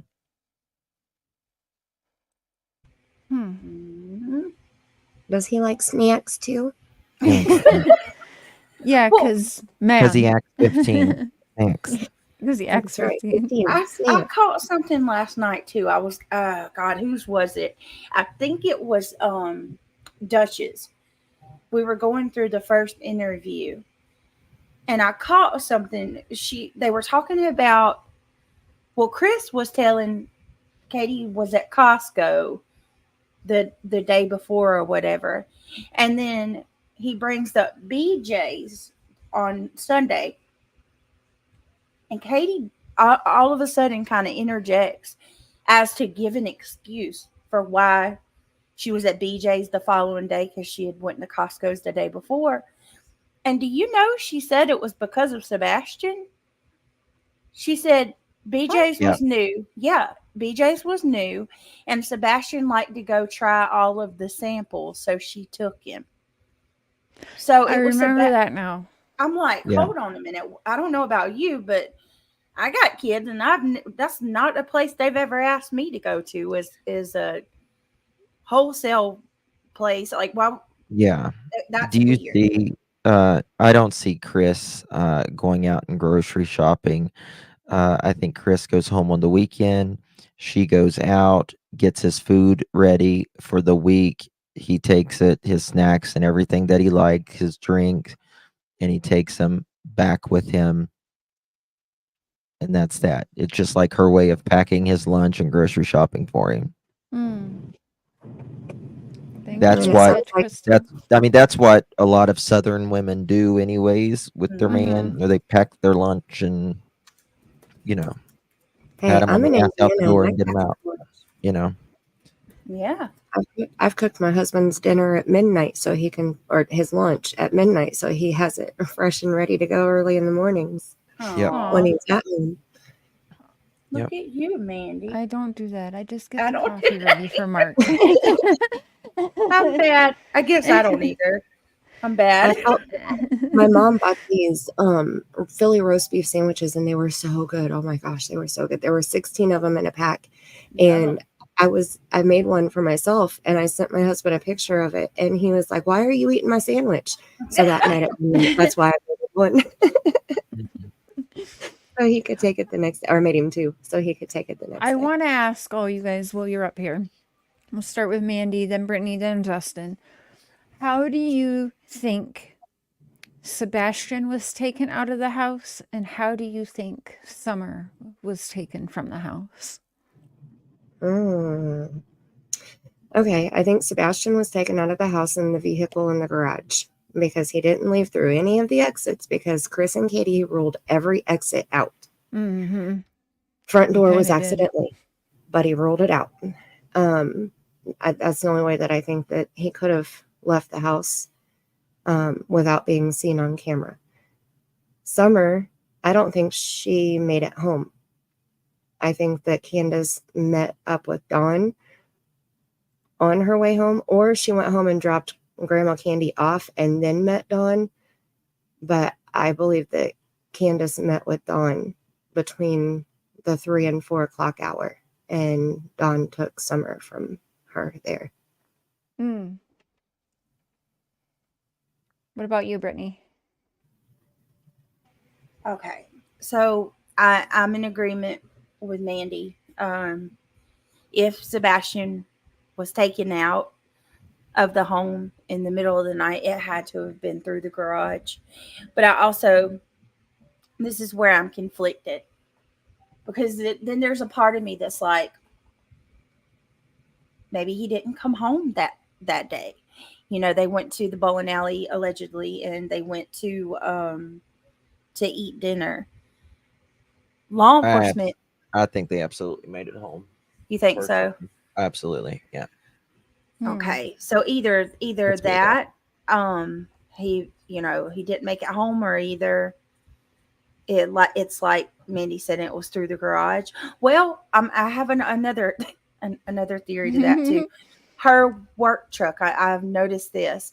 Her work truck is parked right beside the garage, and the garage has a side door, and that side door is right there at the work truck.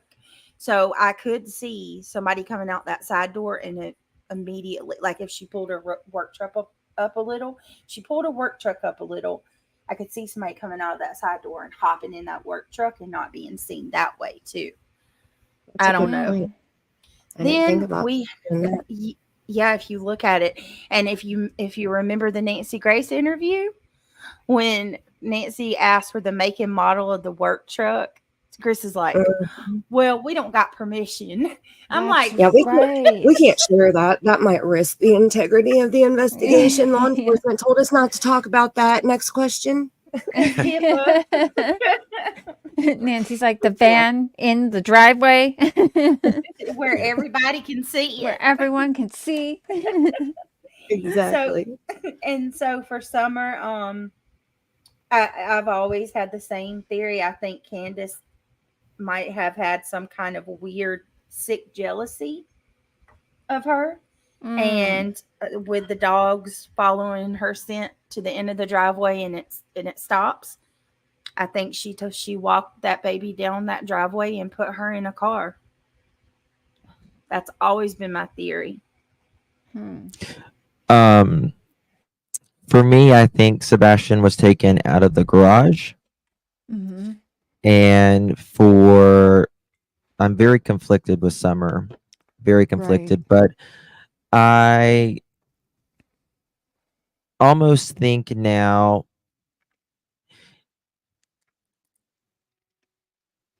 Dawn is involved, or I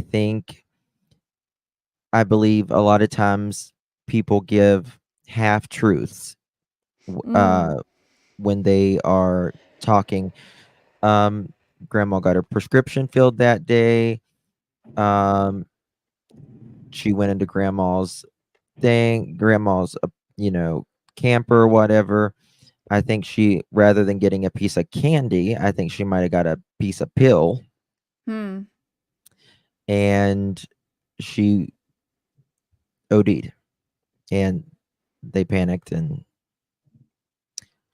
so, but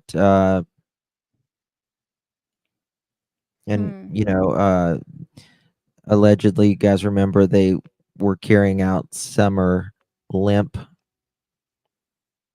Dawn was carrying out Summer. Remember that? I don't remember that. Carrying out Summer from the house to like the car? It was I forgot what it was. It was Dawn carrying out,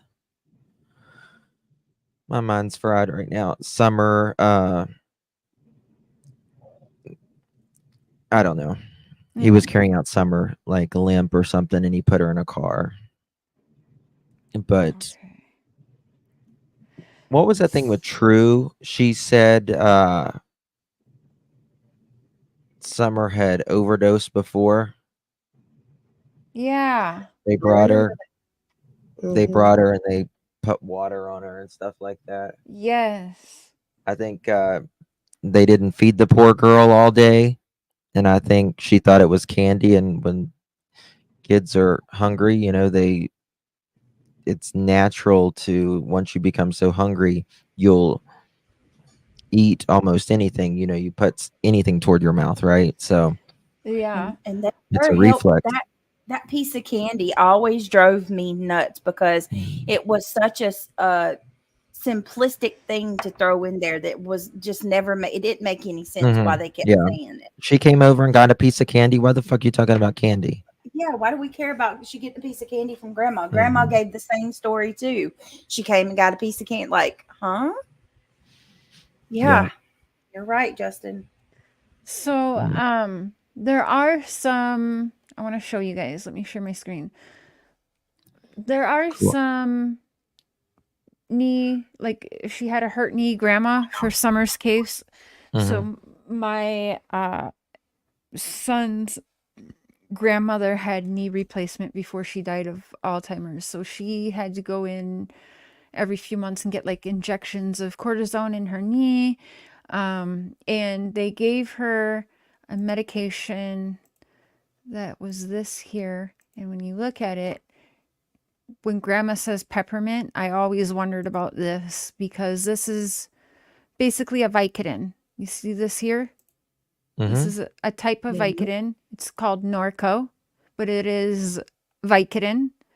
And that looks like a peppermint, don't you think? Yeah, it kind of A looks like kid, a a cert. kid, yeah, a kid could definitely confuse that with, yeah. So, Well, I mean, look at a Pez. You know what Pez mm, are, right? yeah, Yep. It's got the little toy that Mhm. spits out the little candy. yeah. Right. If you Google it, people can see, They but even have easy. It looks just like, lollipops. yeah. Sorry, Justin, go ahead. No, I you're didn't fine. mean to cut you No, off. it just looks like a pill, Pez, Yeah, Pez. Mm-hmm. does look just Well, like a pill. and now learning that there has been children removed from the custody of some people who have spent time at 110 Ben Hill Road, and knowing that their children had major substances found in Mm-hmm. their hair follicle testing, it does make me Mm-hmm. wonder, is it possible that Summer got into something? Oh I, And wa- you know what I I, mean? Like, mhm. I don't know. I wonder if Candace went, down to the river that day or the pond or whatever it is to give Hunter, drugs, Hmm. to do Yeah. a sale or whatever.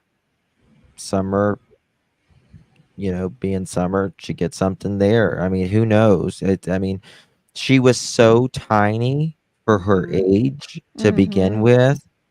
She didn't probably have a good immune system, like just all sickly, you know what I mean? In a lot of her Yeah. photos, Malnourished, God bless everything. her, Yeah. wouldn't take much. God, it breaks my heart. I can't even think about a chair. Yeah, I she went know. downhill. Like you could, I mean, that was one of the things that bothered me so much about this case was the pictures. You could see the rapid decline. Yeah. I mean, around age 3, she When the looks like virus hit, she's when taken the care virus of. hit, Yeah. when the virus hit, that's when Don and Candace got a bunch of money. A lot, we all got some money during that time. And the more kids you had and everything else, the more you got, right? And what is Don and Candace going to blow that on? They ain't going to blow it on flooring, right? They're not going No. to blow it on their kids, right? Which you don't blow it on your kids. They're going to blow it up their nose is what they're going to blow it. They're not going to blow it on a bathroom door. Yeah. You know what the most telling part with that was me before Sebastian's case came around, I started going back because unlike y'all, I didn't follow. I knew about Summer and I looked into it, but I didn't extensively follow it like all of you did because it got so tumultuous. So I revisited everything. And one of the most telling interviews for me was Jose's. Yeah. Let me tell you. Oh, Ugh. sorry, go ahead. No, it was just hot. That was we got a little glimpse of Summer, a little more of her through him, but also a really horrible idea of what was going on in that house. That man didn't have any reason to lie, I think he was being honest. Yeah, no, I remember believe when him. Cher, this was way before I was a creator.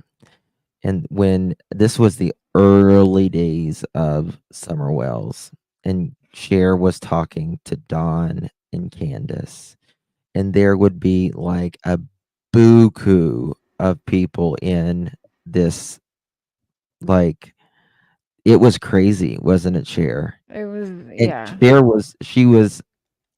she was very more like she was shyer then, I think. Yeah. She was so shy then. She's like, "Oh my God, y'all, I don't know." And we was just like, "Calm down, it's okay," But Yeah. it I don't was think she just was this expecting what she case. got. I mean, No, Cher not was like the that. I go-to was really place. hoping people would like see more of what I was trying to do. And yeah, I don't know. Yeah, I wasn't expecting that, but I should have been. But yeah, now I know. I was more Yeah. worried, like, I wanted to be helpful, not harmful. Like, I just remember breaking down with the head agent at the TBI in the case, whose name is Hannah. And I just told her, I'm like, I only want to do this if I'm being helpful. Like, you guys can tell me back the hell off. I'll back off, no problem. You guys collect all the shit, take what you need. Like, I'm in this for summer, and I just remember them saying, continue doing what you're doing as long as you feel comfortable. And that Mm-hmm. just was like, okay, fuck what everyone else is saying about me. Yeah. Why would they say that to me? That was their time to, like, just, you know what, little girl, back off. Mm-hmm. You know what I mean? Because I specifically asked them, should I be doing what I was doing? So You at caught that so point, much hell during that case, and it was so unfair. Oh my God. It was well, awful. It was I mean, awful. didn't do if I could redo some things, I would, but at the same time, this pisses a lot of people off, but I stand by 90% of what I've done. Well, I believe everyone, I really try to believe this with everyone.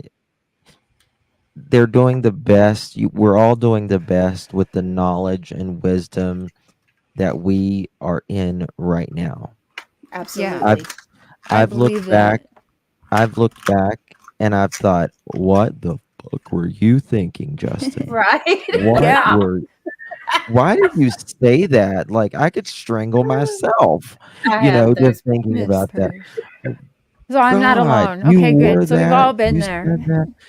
But learn at from the it. yeah, though. but Exactly, at the time I was doing the best I could do. Right? Exactly. Yes. In At the that time I was moment in doing the time, best I it could do. is the best that you think you're doing it, the best that you can in that moment.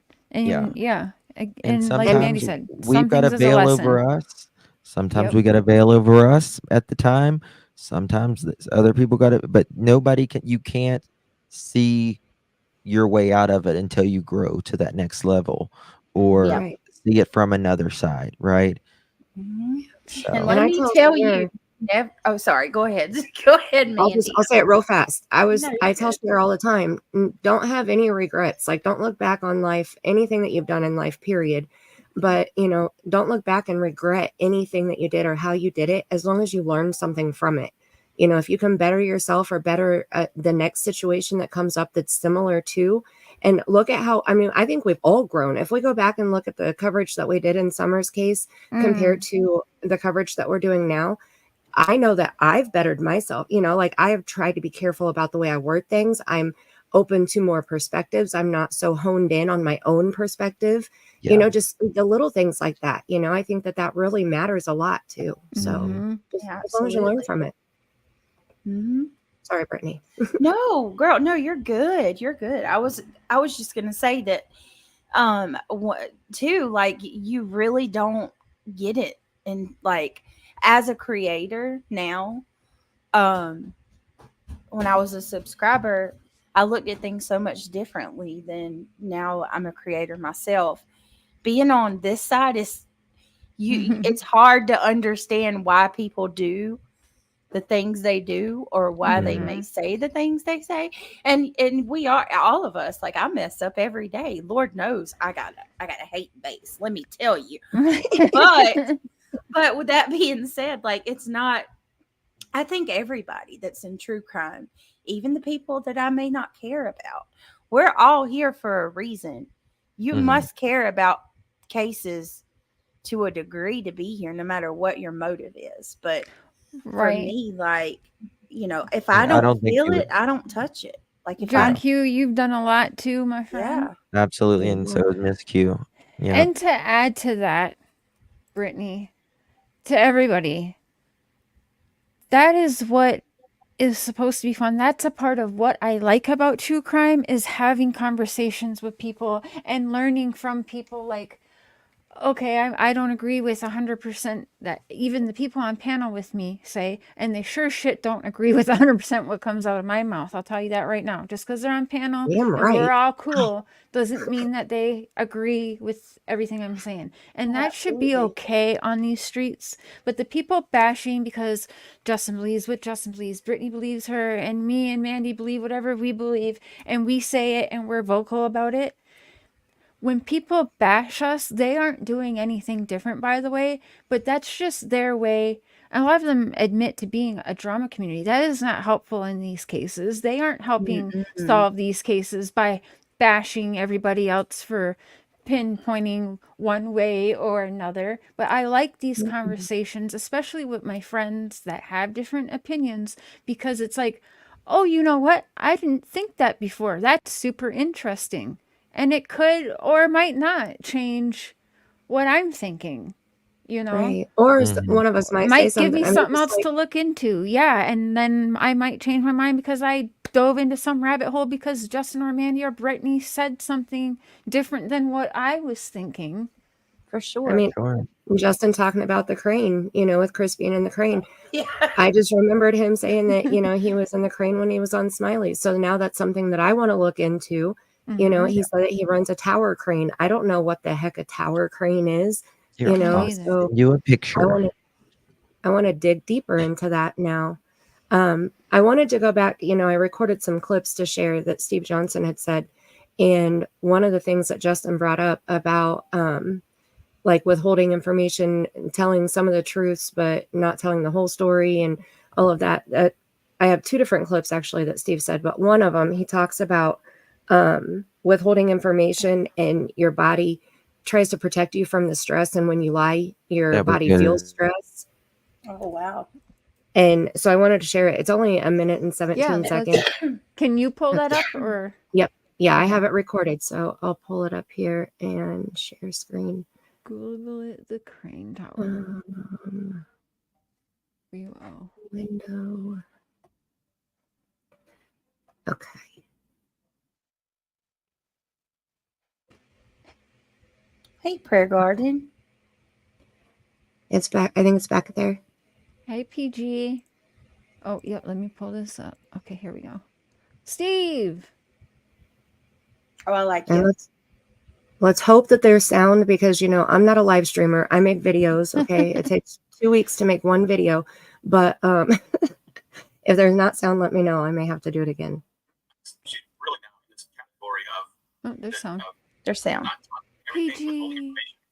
The interesting thing, Chris, is that most people, because they feel stressed when they are deceptive, they won't actually tell an outright lie. Sometimes they do, and a lot of people do. And I know a lot of people are going, "What? You're crazy, Steve." Of course, people tell an outright lie.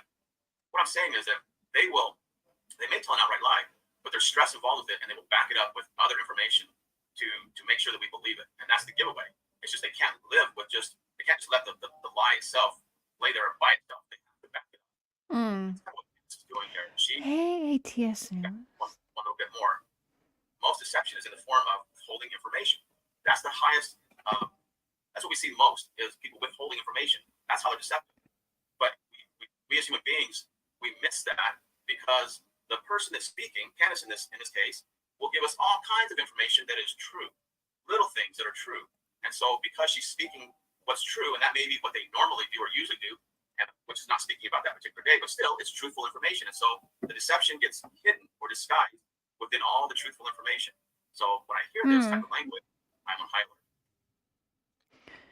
Fascinating. And Yeah, I was going to say Okay. something kind of like that earlier because that doing something like that in polygraphs, even from I've been researching in the polygraphs, but doing stuff like that, telling if you're asked a question and you can have a part of a truth that will help you look good, even though like it's being twisted all to hell, you can pass a polygraph doing that kind of shit too. So Right. narcissistic personalities or psychopaths can do that kind of shit and believe in their own bullshit. It's crazy. Exactly. He was referring to when Candace said that she put Summer's bathing suit on her before she left the house. because she didn't just say, and Chris asked, when did she change into her suit? She said, I put her in her suit before we left the house. And then she elaborated, well, because it was supposed to be hot that day. And then she elaborated even more because, Right. it's something thin, so she could wear something thin for the day. And, I know she gets hot, so like she kept going. It wasn't just, here's the facts, here's what happened. Here's what I did. Here's why I did it and why I should have done it and what I thought about when I was doing it. And, so it hides that lie, it's not just the lie put out by itself, like it's more things on top of it. And it may not be a lie. It just struck a red flag for Steve because of all of the extras that were added onto it. Totally get And we've that. seen that a lot. Hey, Amanda, we sure have. Recently, we've seen that a lot. So Katie does that an awful lot too. Yeah. And that's how I think that they get away, because I can't lie. I'm a horrible liar. Oh, if I me try to too. lie, I stutter, I sweat, I shake, Oh, I it's can't horrible. lie. So, but when people lie, their bodies do that too. It's just they feel better about it if they put the truth in there somewhere. I So think if everyone they- knows my facial expression would give me away before my mouth did. Your non-having poker face. Yeah. Oh, but so he said that, and then he said there was another one that it's a little bit longer, but he was talking about like when Candace said she didn't remember what time it was. She doesn't focus on the time. She just wakes up, does her things with the kids through the day, and then goes to bed. And he was like, when you skip over time like that, you're skipping over information. So what is it that you don't want to share? What happened in that time frame that you don't want to share? And that immediately made me think about when Katie was talking about their day. Yep. And she pointed out that she picked the niece up, but then she never said when the niece left. She just said, they did this, went here, and then went to get the popcorn or went to the bowling alley and then went to dinner and then went home. And then she clarified that was just me and Bubba. Yeah. So she left out a whole chunk of time in there. What was that information that she wasn't sharing in that time space? Did he brush his teeth before he went to bed? Did he go wash his face? Or literally, she says we came home from dinner. He played a little while, and then I told him to go to bed. You didn't explain anything about in that in between time, And another thing that just real quick too, I want to say, because ATS News had just said something that reminded me of it with Jen Soto, the self-soothing, Mandy. You know how like you were just saying, like they I don't even remember how you said it, but basically if you look at the footage that just came out of Jen Soto and Stephen Stearns, you can see Jen. It's like I said it last night, y'all. She's not rocking, she's dancing. Like she's swaying so hard, she's dancing. And if you go look at the videos with Katie, she's rocking. Like she's in a darn rocking chair. She sure is. Back and forth. I heard you say if somebody grabbed her hands, they'd be slow dancing with her. It's so true. Yes. That to me, it sends off red flags. And it's not like I'm on, you know what I mean? Like it sticks out to me like a sore thumb. That's my problem. Melissa Proudfoot was involved. Yes, within recent. I don't like Melissa Proudfoot. Oh, she's awful. Did you see that video? Oh my gosh. Sebastian's birthday? No. Yeah, I put Sherry, that in that same video. I just don't like her just from what I know from Nina, anyways. What she did to Nina and saying she should run over the kids or something like that is wild. Melissa's disgusting. Everyone needs to see that video of Sebastian's birthday, because that to me speaks volumes, because that's his birthday party. Is that the one Seth put up? I'm not sure who, but I know that Evil Exist has it on their channel, but it's only a few seconds. And Katie gave us a little bit of context to that video. Unwittingly, she actually mentions in one of the interviews that they took Sebastian to a game show like setting Birthday. Yeah. for his birthday, and you hear in the audio that it's Sebastian, or in the video that it's Sebastian's birthday, but you hear Melissa Proudfoot and share the way that she talks to this kid. And look, everybody's around, so it tells me whether they treated Sebastian this way, they were okay that other people did. I'm gonna And find it. it's horrible. I'll find it and share it. I have it in one of my videos, and I think that it's this one. I'm gonna look real quick. Okay. Because I even rewound it, because when he talks, you can hear his voice, but you don't hear it right away. And I think I rewound it so you could hear it again, because like she jumps down his throat. I mean, I kind of have a theory. I obviously think that Katie had to drive Sebastian out of the house from inside the garage, right? That I mean, that's what I think. But I also thought, I questioned Chris Proudfoot's stepdad and mom, and Melissa Proudfoot as well. So I do, one of the big things I wonder in my own head is, did she drive him out of there kind of like a Gannon Stotch, and he was laying in the back, so only her driving out would be seen, not him in the back laying down. And she met up, and I feel like she possibly met up because Chris is, again, here we go with the telling part truth and adding on to it, but he is so dead fast, leave my parents out of it, da da da da. He doesn't mention his sister. Right? So, okay, so did she drive and meet up with Melissa then? Because Melissa is shady feet as well. It's very interesting that Katie and Chris's mother have the same make and model vehicle. I believe it's the same color. Yes, I remember that. The baby blue color. Yeah, I remember, because I was like, okay, so they either have the same vehicle, or that is like the same vehicle. Why would they have the same vehicle? That's fucking weird. But why do a bunch of people in the church have the same car that the Wells got prior to Summer's disappearance too? It's fucking weird. So true. I didn't know that. Wow. Okay. Yeah, there's like several of the church people that drive the Subarus, like all the same car but different colors. Weird. Oh my god. Yeah. That is bizarre. Yeah, but it's not a cult though, guys.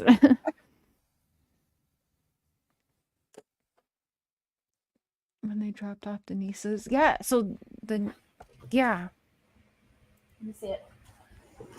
I'm telling Again, you. we went and saw the niece. You don't say anything about we saw Melissa. Like, you know what I'm saying? Or what about how, sorry if I'm screaming, I'm across the room. I have to turn my son's phone on. The fact that she looks at Chris Proudfoot when she says that. For clarity, like, we went and picked up my niece, right? And he's like, yeah. Why would you look to your husband? Would you look to Mark to tell you something if he wasn't there? Why would No, like, I look at him a lot. I was trying to wonder that too one day, but like, I do look at Mark a lot, but that's like my anxieties. But I wouldn't need to look at him if it was me home, not him, and I'm the one that should know the answer. No, like, again, Chris wasn't there, so why are you looking to him as if he's supposed to know, like, you know, whatever. I'm sure he was controlling enough to know, like, the whole schedule anyways, but yeah, she did have to look to him. I did take mental note of that as well when saying we went to see, you know, my niece or whatever. It's like, okay, weird. And the whole time he's sitting there, if you watch, and that's the Chronicles of Olivia interview, the whole time he's sitting there nodding his head as she goes through the story, like he's you know, stage mom in it. Yes. Yeah, like Tony does with Seth.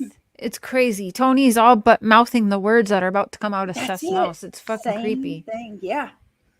So let me ask Spirit, do you think this was his 15th birthday? Because he looks older here. Yeah, I think 15. I think he looks 15. Yeah, I honestly didn't think he had any disabilities until someone said that. And then I was like, oh, I guess I can kind of see that. But I had no idea. I just thought he looked like a normal 15-year-old boy.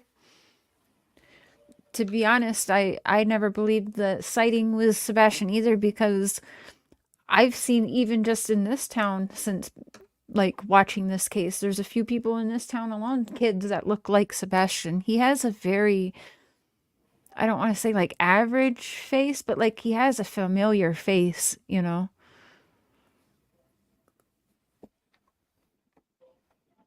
Okay, you ready? Yep.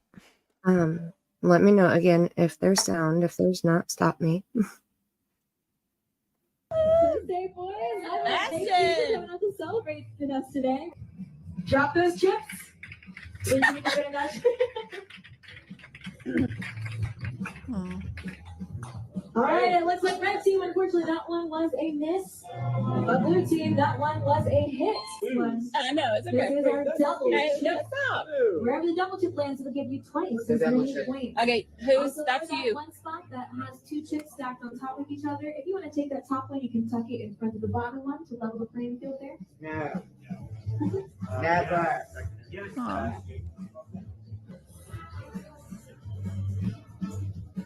Hey, you have to get the 200 again.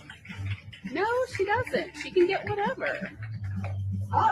Okay, so that talking right there that we just heard, I believe that is Sebastian's aunt, which is Chris Woodfoot.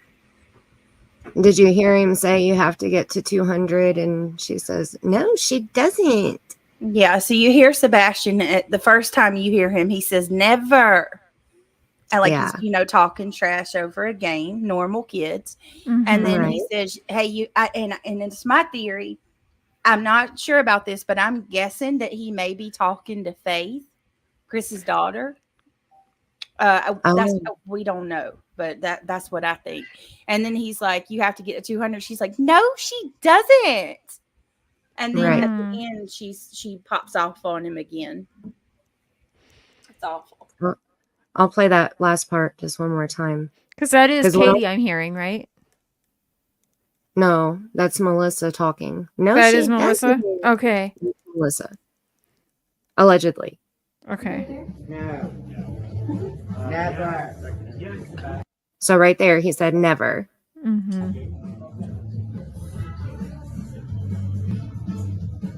Hey, you have to get the 200 again.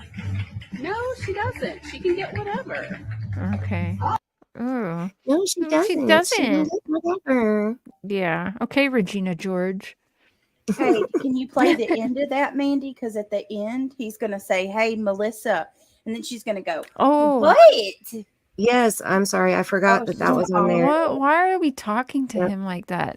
And it's his birthday. Wow. And then somebody said, if you, of course, because y'all know we watched this, we're bad about watching something 1,000 billion times. One of my subscribers said that when we were listening to that, you faintly can hear what sounds like Chris when he says never. Chris is like Sebastian, like he's trying to tell him to calm down.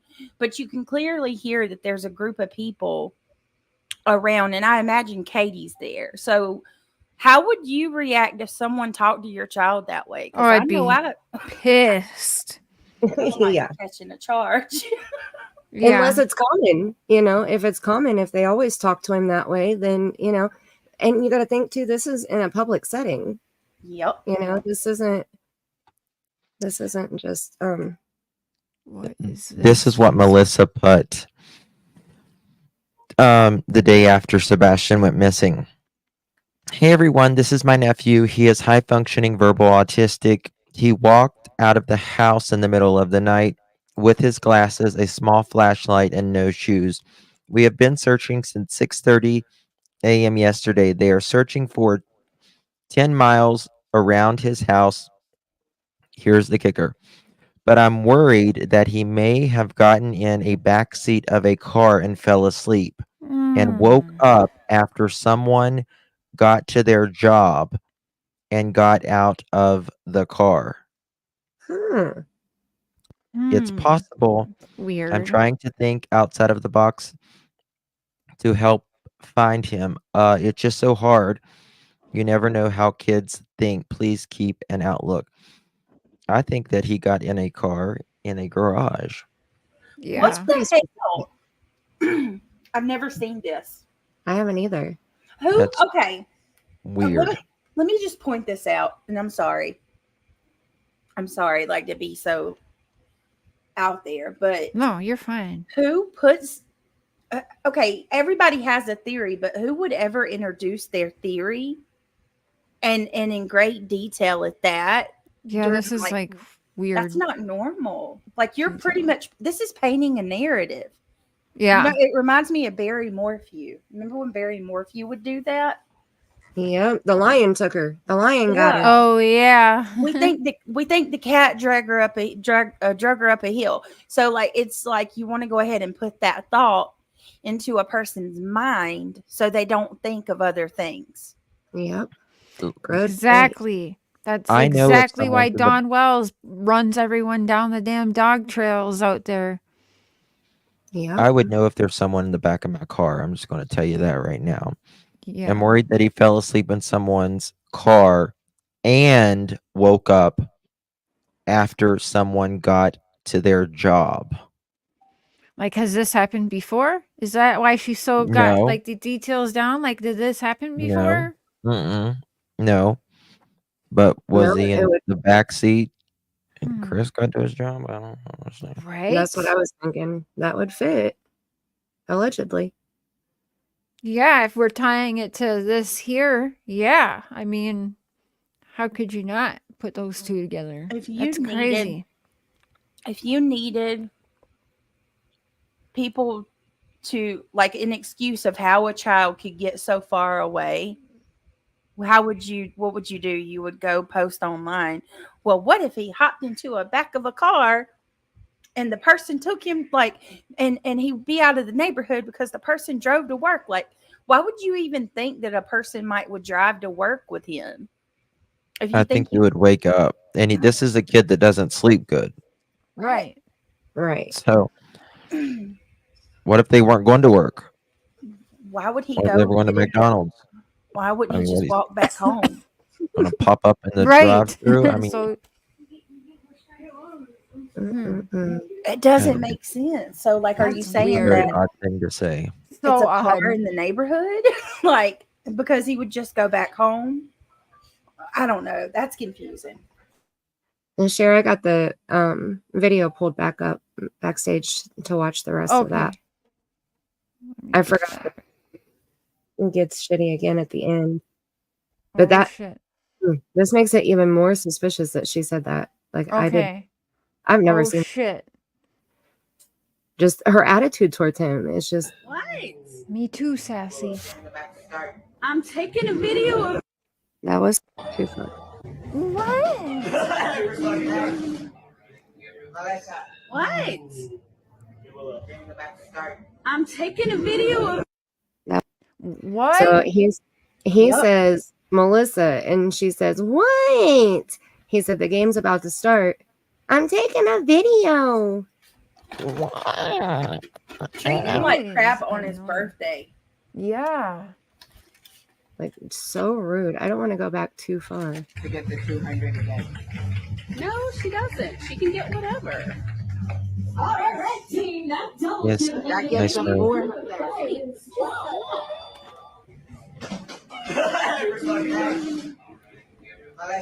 What? I'm taking a video of. She acts like he's such a nuisance, like such a bother. Yeah, he can't say Right. anything without her giving attitude. Yeah. See, Katie, I'm sorry. Somebody talks to one of my kids like that, and it's going to be a bad day. Right? Yeah. Oh For sure. no, honey. No ma'am, no ham, no turkey. That's right, Justin. Think again, mother chicken. All Mother the chicken. electronics Right. given back but the game systems. Well, that's interesting because if I'm not mistaken, I heard that Chris is a gamer as well. Yep. Which is fucking weird and creepy to me. But And he is whatever. adamant. Goes out of his way to make sure it's known that he did not game with Seth and Sebastian. Oh. He's a game player, but it's with his words and his bullshit. Yeah. But Seth said that Chris did game with them. What? And yeah, that's why I think Chris is denying it so hard. So there was Wi-Fi, and he was able to play with other people online then in both homes. If they're playing online with each other, they have then how do they know Sebastian? No, Seth said that when Sebastian was at his house that he would play with Chris. Well, Katie, she goes on and on about he had the Switch, but they didn't allow him to get online. My kids have the Switch, and it's very much has online capabilities. They watch YouTube on their Switch all the time. Oh, for real? Oh, Okay, yeah. so I have a question Download the about app. the Switch. Okay, I've never had a Switch. My kids don't have one. Me either. Do you have to have internet to be able to operate the Switch, or can the Switch be used without internet access? Yeah. No, I think you can. You can use it without internet as long as you have the game.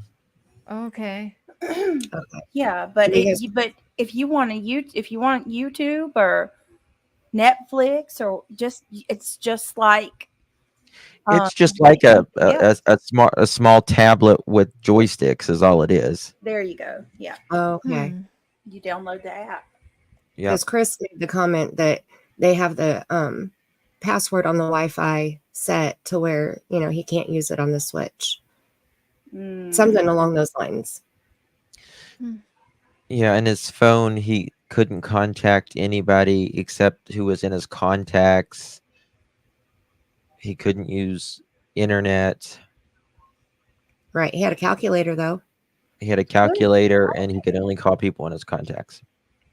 Yeah. Jeez. So okay, so that's something I have in my notes because Seth said on Bullhorn Betty's that hold on. Yeah, Seth said on Bullhorn Betty's interview that at his house he would allow Sebastian to stay up till 1 or 2 in the morning. There wasn't really any set rules or whatever. No real set schedule for him. And I'm thinking, okay, because I've worked with adults and children with disabilities, and it is, dare I say, necessary to have them on almost like a militant schedule because for their behaviors, you get what I'm saying? For their own self, they need that and want that and have to have that, because if you even go off just a hair of these schedules, sets them through the roof. It will freaking cause a day to 3 days of just total chaos and very bad mood swings and temper flares. So I can that's weird attest to me. that with my child. Yeah. Well, But I also tell you, having a kid on the spectrum, and my son, he's moderate, mild to moderate. I also can attest to that they have insomnia terribly. So I think in general, all children need a schedule. for sure. And I think parents need one as well for them. I mean, I think everyone works better with a schedule. True. I'm going to say, let me be a thorn in here because my son, he's on the spectrum, but he does okay with schedule changes. His thing is he has white coat syndrome because he got stitches before he was 2 years old. He had 6 stitches put in his hand, and the last one that went in, it wasn't numb in that area. So he has PTSD from that. Like, he has white coat syndrome. It's really bad. It's called white coat syndrome? Yeah. Like when you're like scared of doctors? Yes. Okay. He had the flu, and we took him to a children's urgent care to make sure that it wasn't the big C, And when the doctor came in, he was talking about doing the test, and my son's blood pressure was so high that doctor almost admitted him to the hospital. And I was like, you don't understand. He's scared of you. It's not you. It's that you're a doctor. And that's why. And this was last year. He was 13. It wasn't when he was a kid. It was recently. So it's something that carries on with him. So anytime we have a doctor's appointment coming up, I don't tell him until the day of or the day before. If we're going on vacation, worries about it for days. Yes, he will question me every single day, multiple times a day about the appointment. If we're poor baby. if we're planning on doing a trip, like we had talked a couple weekends ago about going to a water park, and he has asked me every weekend since and throughout the week, when can we pack our stuff so we can go? Like he's anxious about going. So he doesn't so much care about the change in his schedule, and he has insomnia. He'll stay up, almost all night and then be a bear to get up in the morning. Whereas he can go to bed at 8 o'clock at night and still be a bear to get up in the morning. But he has trouble getting to sleep too. So, but he's different in that aspect where he doesn't run on routine so much. It's just the spikes that scare him. Are you sure? I mean, have y'all had him tested? Because he has, that sounds like some traits from this like someone on the spectrum. Because Yeah, Neil, he's on the spectrum. Okay, Yeah, gotcha.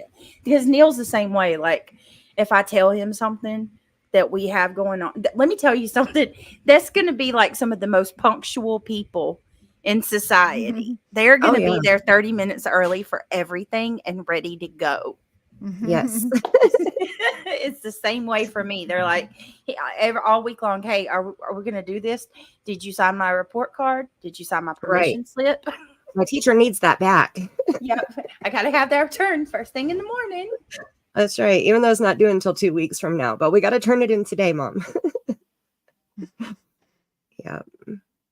So there's a lot of traits that are similar, for kids on the spectrum, especially the high functioning, but there are some that are off, a little bit and not anything alike. So it's hard to tell. That's why I don't think he left home without his shoes, you guys. He no left in the middle Yeah. of the night. Yeah. I mean, that's just a common thing to think about for a 15-year-old Did I hear he's kid. allergic to grass too now? Yep. Yes. Like that's for real? And it That was wasn't a cold. joke? Nope. It was cold. It wasn't like freezing, but it was cold. It was cold. For him to run out of the house in a long sleeve t-shirt and a pair of pants, like thin pants, with no shoes on. He walked right past a pair of boots and 2 pairs of shoes right beside the door. Why would he walk past that? Yep. And all those cameras. And then how about how we Doesn't can't like to be get dirty and allergic to grass. No, and we can't get a straight answer about the type of shirt he had on. Right. Oh my God! Like, what did he say? It's one of three. One of three. One of patterns? three pictures. It's one black shirt, but it could have had one of 3 pictures on the shirt, not 3 different shirts. I actually found out what kind of shirt it was. What was did it? you? Yes, and I don't know I'm not it's a Baby Yoda. What's Baby Yoda called? Does anyone know? Baby Yoda? What is Someone else the Is it the Mandalorian? I think is the name of the show. Yep. Yep. I think it's Mandus. Maybe it's, but they said Baby Yoda. I remember you talking about that in your stream because you were like, I don't know the name for Baby Yoda. Yep. Maybe I just thought it was Baby Yoda. I never watched anything like that, so I don't know. I don't either. There it is. Gorgu. Oh. Go whatever the hell that is. Gogru. Oh. I just know it's a cute little character. Mm-hmm.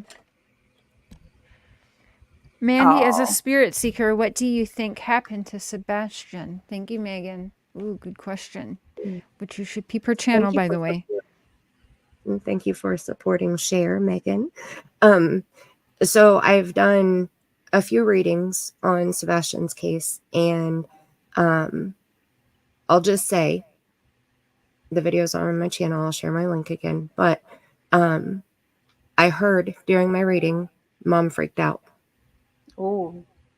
And there was also, I was thinking about this too, because I recently heard that Chris was a tower crane operator. I did not know that. When I was doing my reading, one of the cards that I got was tower. And then I got stairs. So I was thinking that it had something to do with that upstairs part of their house above the garage. because the tower is something that's usually up above, and so I was thinking up the stairs to the tower area. That's the only card that I had that was similar to upstairs.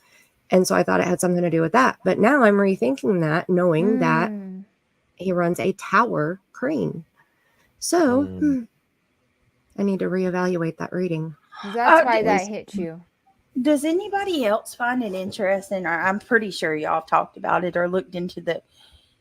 Isn't Tony like a crane salesman or something? Like that's bizarre. I'm not saying that there's a connection, but that's I mean, how many weird. people are into cranes? Let's be. Come on. Damn.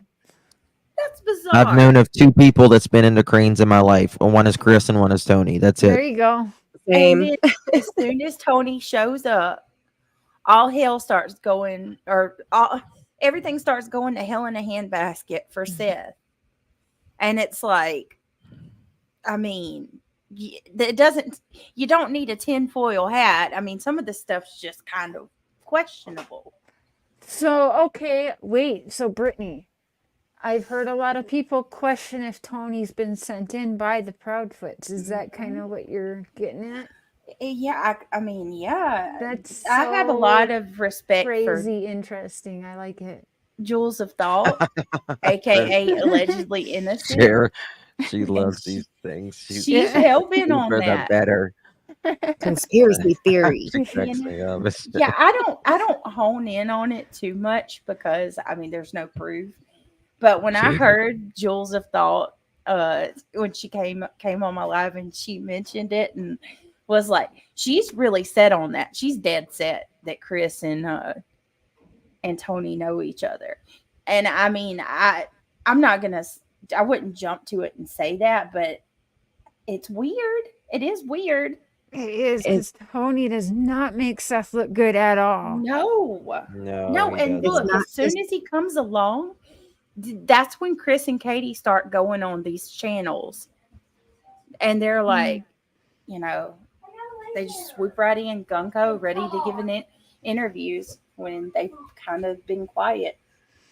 Because you guys know, the Mullen also is a tree cutter. And there was tree cutters when someone was missing. Just saying. No, I mean, if we're comparing, that's kind of the same. Tree cutters that use cranes. You know that? Yeah. You might sell trees and you do need a crane to move the trees. No. No, I don't know. I really don't. But it is, it in all truthfulness, Seth, if you ever hear this, you need to get rid of Tony. He's not helping you. So many people have told him that, and he just doesn't see it. And I see, I'm sure Tony's a good listener, and he seems supportive of Seth, but it's beyond that. Like that would be okay if that's where it ended, but that's not. Tony goes so far beyond that line, and Seth needs to see that side of it, like what we've seen. I've just seen a tiny bit of Tony, and I'm like, what in the heck are you thinking? No. Or when he talks like, I'm not going to allow Seth to do this.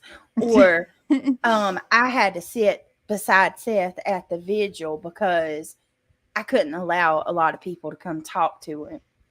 Like, what? Dude, so he's his bodyguard too? What are he you, was weirdo? The outcast.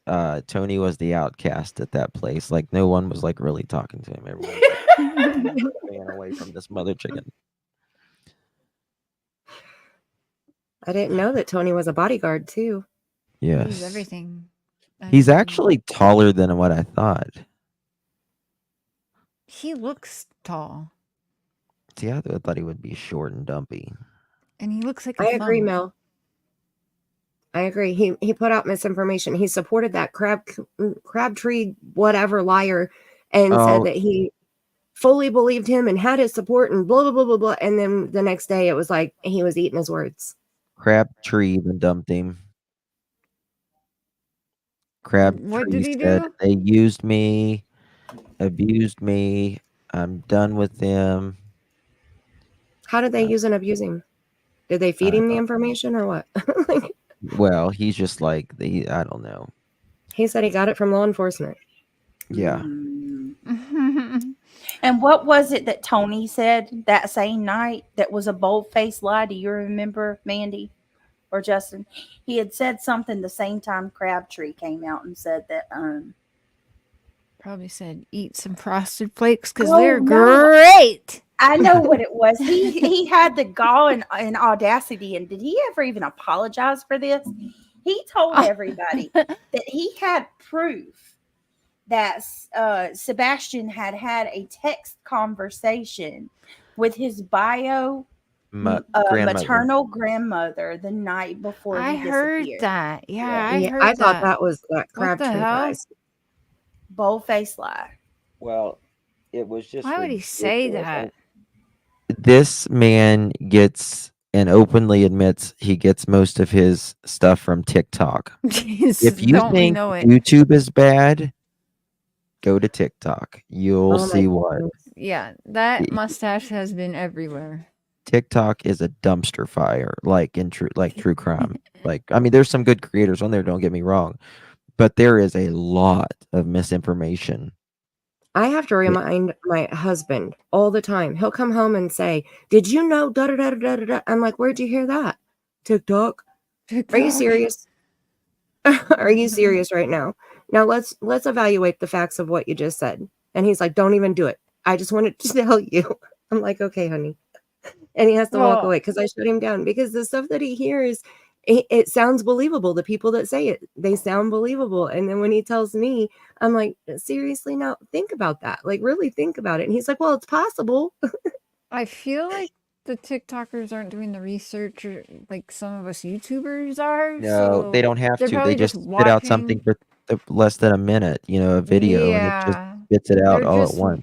watching probably what everyone's putting on the YouTube and then making a freaking damn short video on TikTok about it, which is Well, not. they need to get views, like a lot of views in one video, right, to make any sort of money. You know When what I they mean? go So- live, their lives don't save. They vanish unless they That's the download them. stupidest thing. What, like, I was wondering because I did a quick live to test it out and I can't find it anywhere on my. no, thing. it doesn't. Your lives don't save. Like, isn't that the whole thing? You want people to watch the content, even like the people that couldn't make the live. Yeah. Right. You And you would can't think. rewind either. Yeah, it's the stupidest thing. Like, there's no So way I they would could do, like, be- I upload videos, but I wouldn't go over there and go live and expect to talk about true crime over there. You know, like, I want people to be able to come back and listen to it and share their opinions on it. And if they can't rewind it, if they come in late or they miss the whole thing and they don't get to see it afterwards, no, thank you. I think that's a waste of time. That's why is. Tony likes it. That's why Tony. I believe That's what why I was Tony uses just it. wondering Right. because it disappears. Yep. Right. Why would Yeah, you but want people been recording him. to disappear whenever you want people to see this, not just the people who make the live? Like, you want people to can watch this over and over and over and over and over. Oh, yeah, that Yeah. Amber Alert. Yeah, that Amber Alert website. Marlena just said something about that. Creators delete Was that- video. I mean, they do, They but do, but that it's hurts not. the creator, honestly, to do Yeah, that. it hurt. Yeah, it does. hurts us in multiple ways. It hurts our views, like our overall view count. It hurts our watch hours. Hurts our ad revenue. Hurts everything. So Seth Yep. delete his YouTube channel. Seth had a YouTube channel? What? Yep. He has a he YouTube made channel one. where he Okay. uploaded that video. That's From the pond. right. And then it said that people weren't allowed to use it. Yeah, I remember that because I remember being teed off about that. Seth, you can't upload a video on a public forum and then like I'm sorry, but there's fair use. So you uploaded it on a public forum. We then can take that video and add our own commentary to it and just change it up a little. And we are allowed to play that video. It doesn't matter what you put in the description of we need to have permission in writing from you. That's not how it works. So yeah, I was going to say you should just delete your channel anyway if that's going to be your behavior on the platform because Yeah. that doesn't fly. So Yeah. Do you know that we don't Not to even be a have to, bitch, but that's just the truth. Well, it is the truth because I we don't mean, even have to give credit to the video that we're using. You know, like if I Right. used one of Sarah's videos and reviewed it, I don't have to drop her link. I don't have to put her name on the screen. I don't have to tell people that I'm using it under fair use. All of that is done out of respect for the other creator. Exactly. yeah, Yep. Legally, Lord. you don't have to say or do any of that. Y'all should have told that to the person that freaking bushed into my channel the other night, losing her mind. Oh shit. My God. I was using fair use and giving credit, but oh well. he does not put And people anything. don't know that. They think, well, I own it. It's mine. You can't use it. No, as soon as it goes on the internet, it's public domain. And correct me if I'm wrong, because every one of y'all have been a creator a whole lot longer than I am or have been. But I've been in the true crime community for some years now.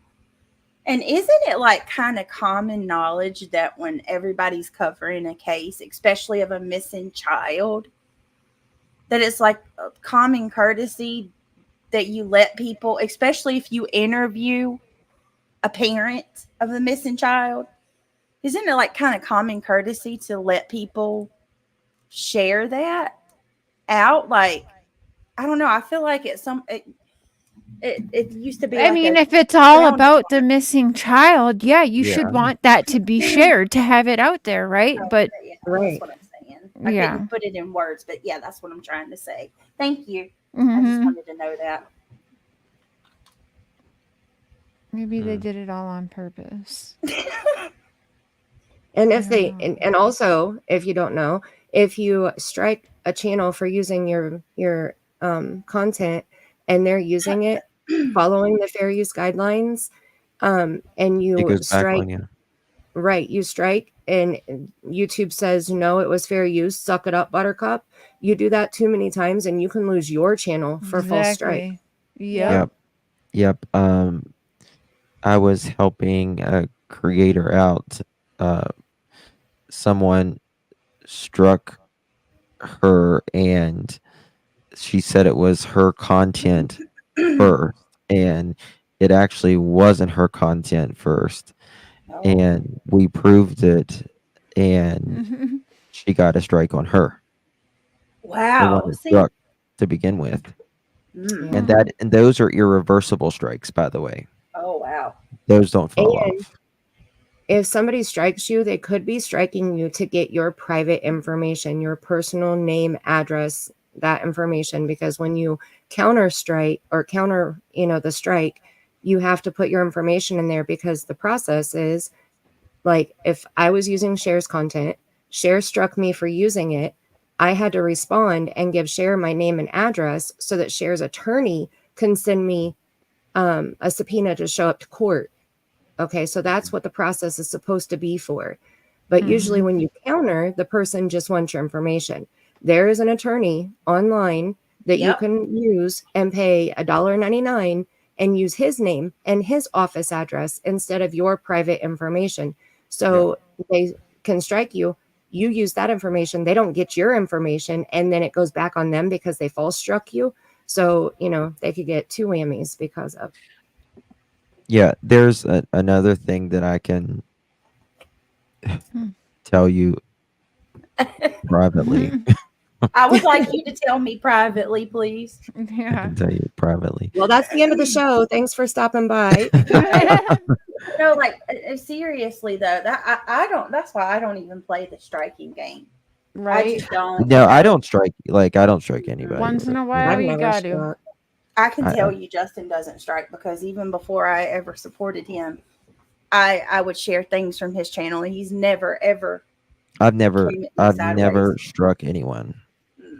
I had somebody take one of my videos, record it, and upload it to their channel straight. Like, See, no I don't like commentary, that. no That words, pisses me off. Right, Yeah, nothing. that's And I'm like, crazy. seriously, you got 16 views. Good job.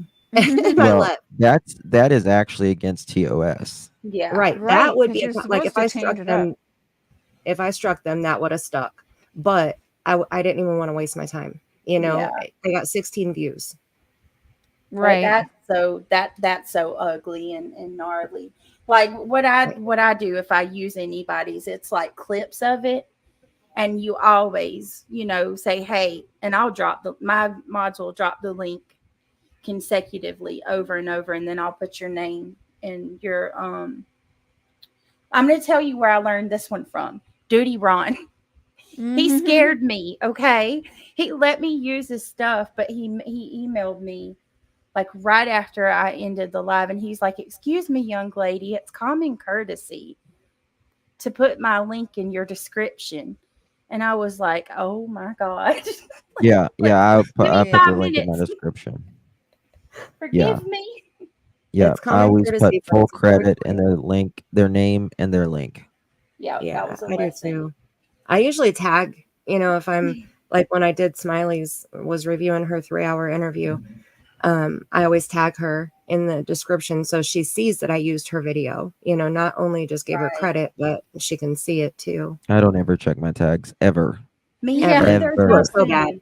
I usually I don't. told you. I checked today. I thought it was fucking hilarious. I don't even think I know how to check my tags, to be honest with you. I don't ever look No. at mine either. At One all. time I was on panel with you, Justin, one of the very first times. Oh, and I was that's like, right. I tagged you in a post, and you're like, I don't know where to look. I do want to tell you something that pisses me off, though. Okay, I do not look at my tag. So if you tag me because you want me to see something, please just message me and let me know, and I'll look. But what does piss me off, and I've learned as of late, and I told Cher about this one today. Say that someone that doesn't like you, or say someone wants to, what's the word? Poach subs. That's a method they use. They will tag you in their video. Mhm. So if I go and I type in Justin's name, his channel name, and like say there's someone that didn't like him, tagged him, I'm going to see that person's video Right. that he tagged. Like that their channel will start showing up in the people that they tagged. And that's what's been happening to me. I'm like, YouTube really needs to do something about that one. Hey, tattooed mama. Yeah.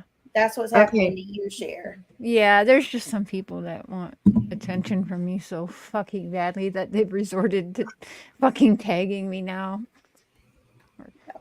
Ridiculous. It's so funny. Still not looking. It's crazy. I want to ask chat. What their opinion is about what happened to Sebastian. That's a good question. Yep. Because where does everyone stand at? I'm sure it's all different. Oh, I can. Yeah, you have a good array of chat right now and different perspectives. I am definitely interested.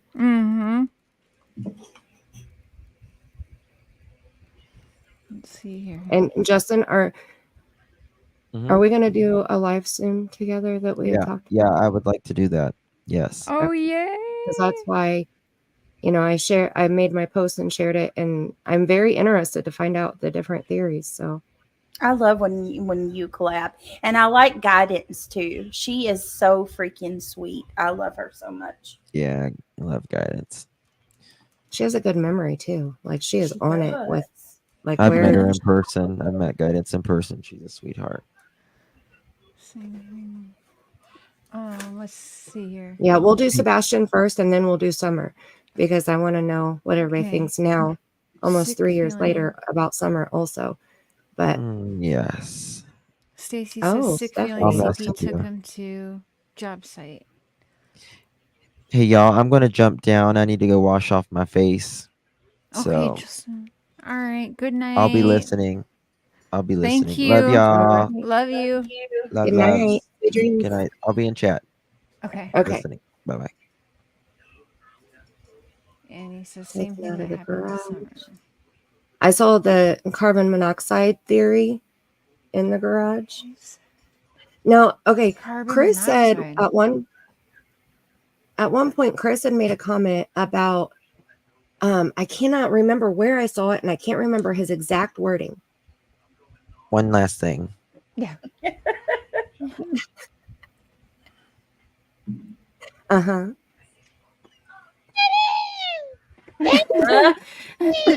Snacks. I cannot. Katie! Can you believe he found a damn Katie? How does he find these things? I don't I know. know. I about died when I saw the Christopher. Hurt cover up. Someone went off on Sebastian, hid him, not to be found. I believe Ali statement. He was never seen leaving the home, therefore I believe the garage and the car theory. Yeah, he had to been taken out through the garage. Okay, so he said something about the garage being full, basically, like something not being able to fit into the garage, or there was barely room to fit. Maybe when he was talking about the mattress, he said something about the garage being full, and I cannot remember where he said it or his quote. So if anybody has that Garage in their being memory, full. But she parked the blue matching car to Chris's parents in the garage, right? right? Yes, I think yes. Katie's car fit, but they have a 3-car garage, maybe even 3.5. Really? Is that big? I thought didn't it was even realize 2. that. Yeah, me No, neither. I think there's 2 overhead And then big the one doors, single? and then 1 smaller overhead door, and then the access door. Hold on, I'm gonna go look at my pictures that I just used in my video to make sure that I'm not lying to you. No, there's a Because theory that a lot of people think that they may have been making him sleep in the garage as like a punishment. I heard that Right. too, yep. Okay, I was wrong. There's 2 overhead doors, so it's 2, and I think 2.5, because the access door would give that half space there. And Yvette, I don't think it was on Nancy Grace, because I think that it was more of a laid back conversation that he was having with somebody more recently.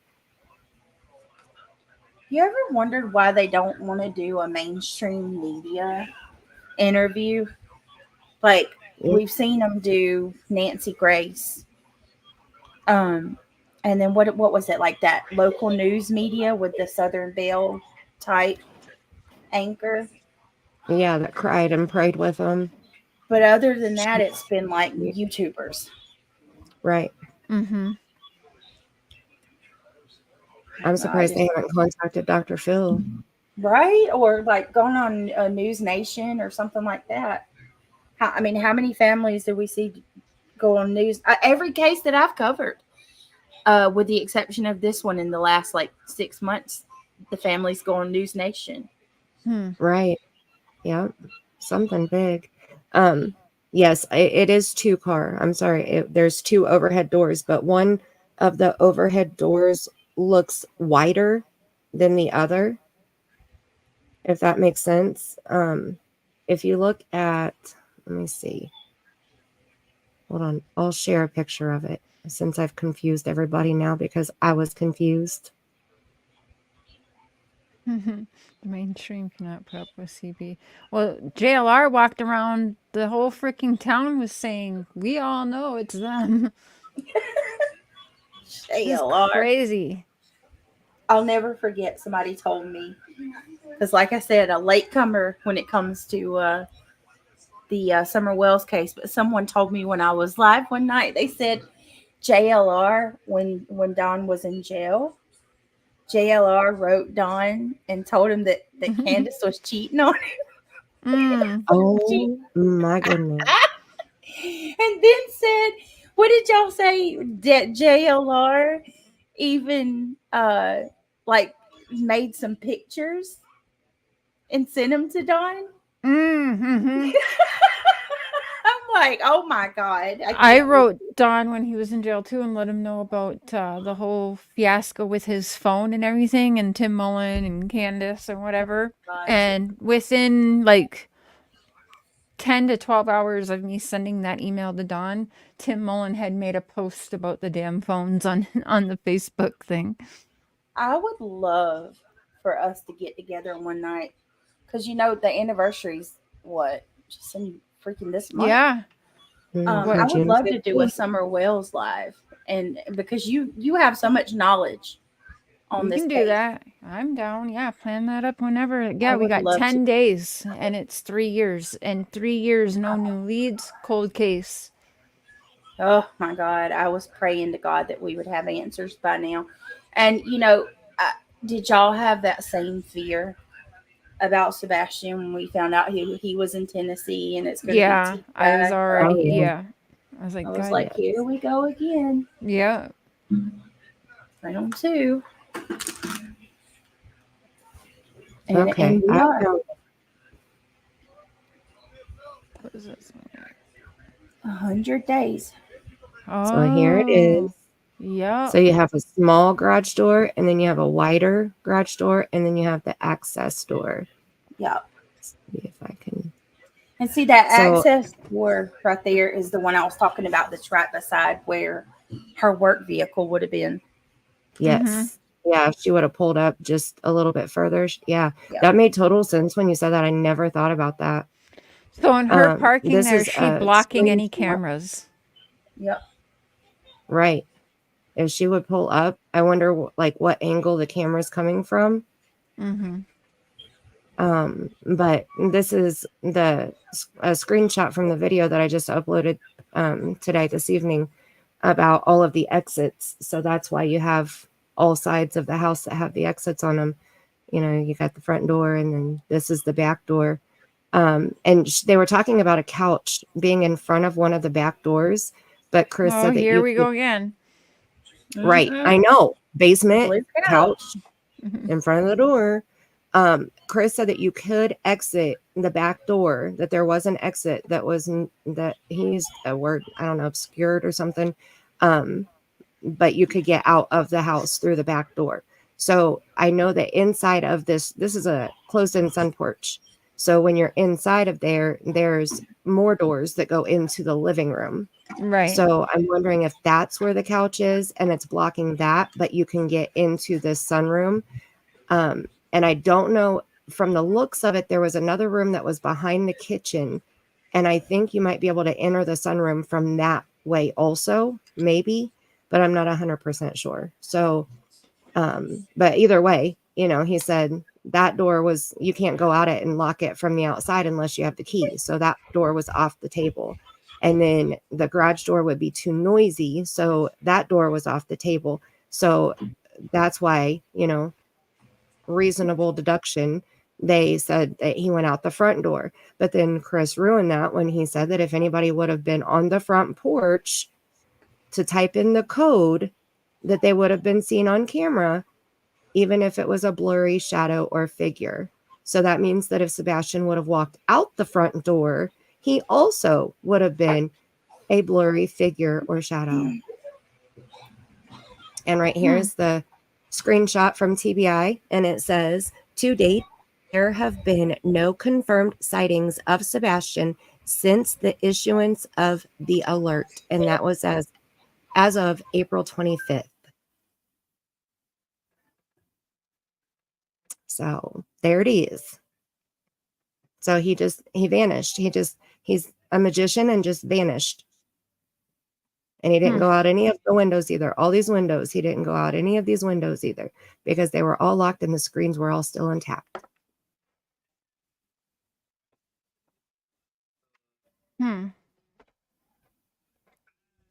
So that front door is the one that Chris Proudfoot is really pushing, that he went out of that door.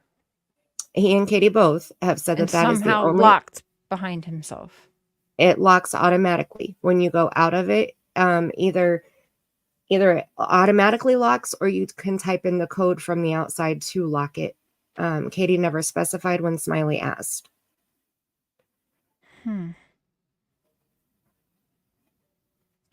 The same cameras caught him taking the trash out in the driveway. The camera is actually closer to the Proudfoot's door than the driveway. And he took the garbage out Sunday night, and he went missing somewhere between Sunday midnight and 6 a.m. Monday. Allegedly, yep. When was the garbage taken out? Do we know a time? I want to say I heard somewhere around 6 or 7, but then I also heard somebody say that it was a little bit later than that. But so again, after they went and had colossal popcorn, he took the garbage out, or before? Yes, after they got home from dinner. So they Seth, didn't get home right before 9 o'clock when she told him to go to bed. no, it wasn't. I don't think it was close to 9. From what, if I'm recalling the timeline Could have correctly swore I heard her myself, say she got home around 9. But she told maybe I heard Sebastian to go to wrong. bed around 9. Okay. Yeah, I Sebastian, remember that. bedtime is Yep. 9. Yeah. But then also Chris ran through the timeline of a normal day for Sebastian. And according to Chris, Sebastian showers around 7 p.m. But when Katie was telling her timeline of the 25th, she never said that he showered. And Seth Right. also said whoever took out the trash, it was too blurry for him to say absolute or not if it was.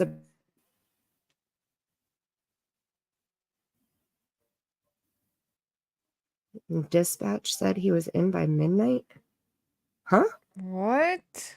Where? Make that make sense. Dispatch said he was in by... I didn't hear that at all. Where can that be found?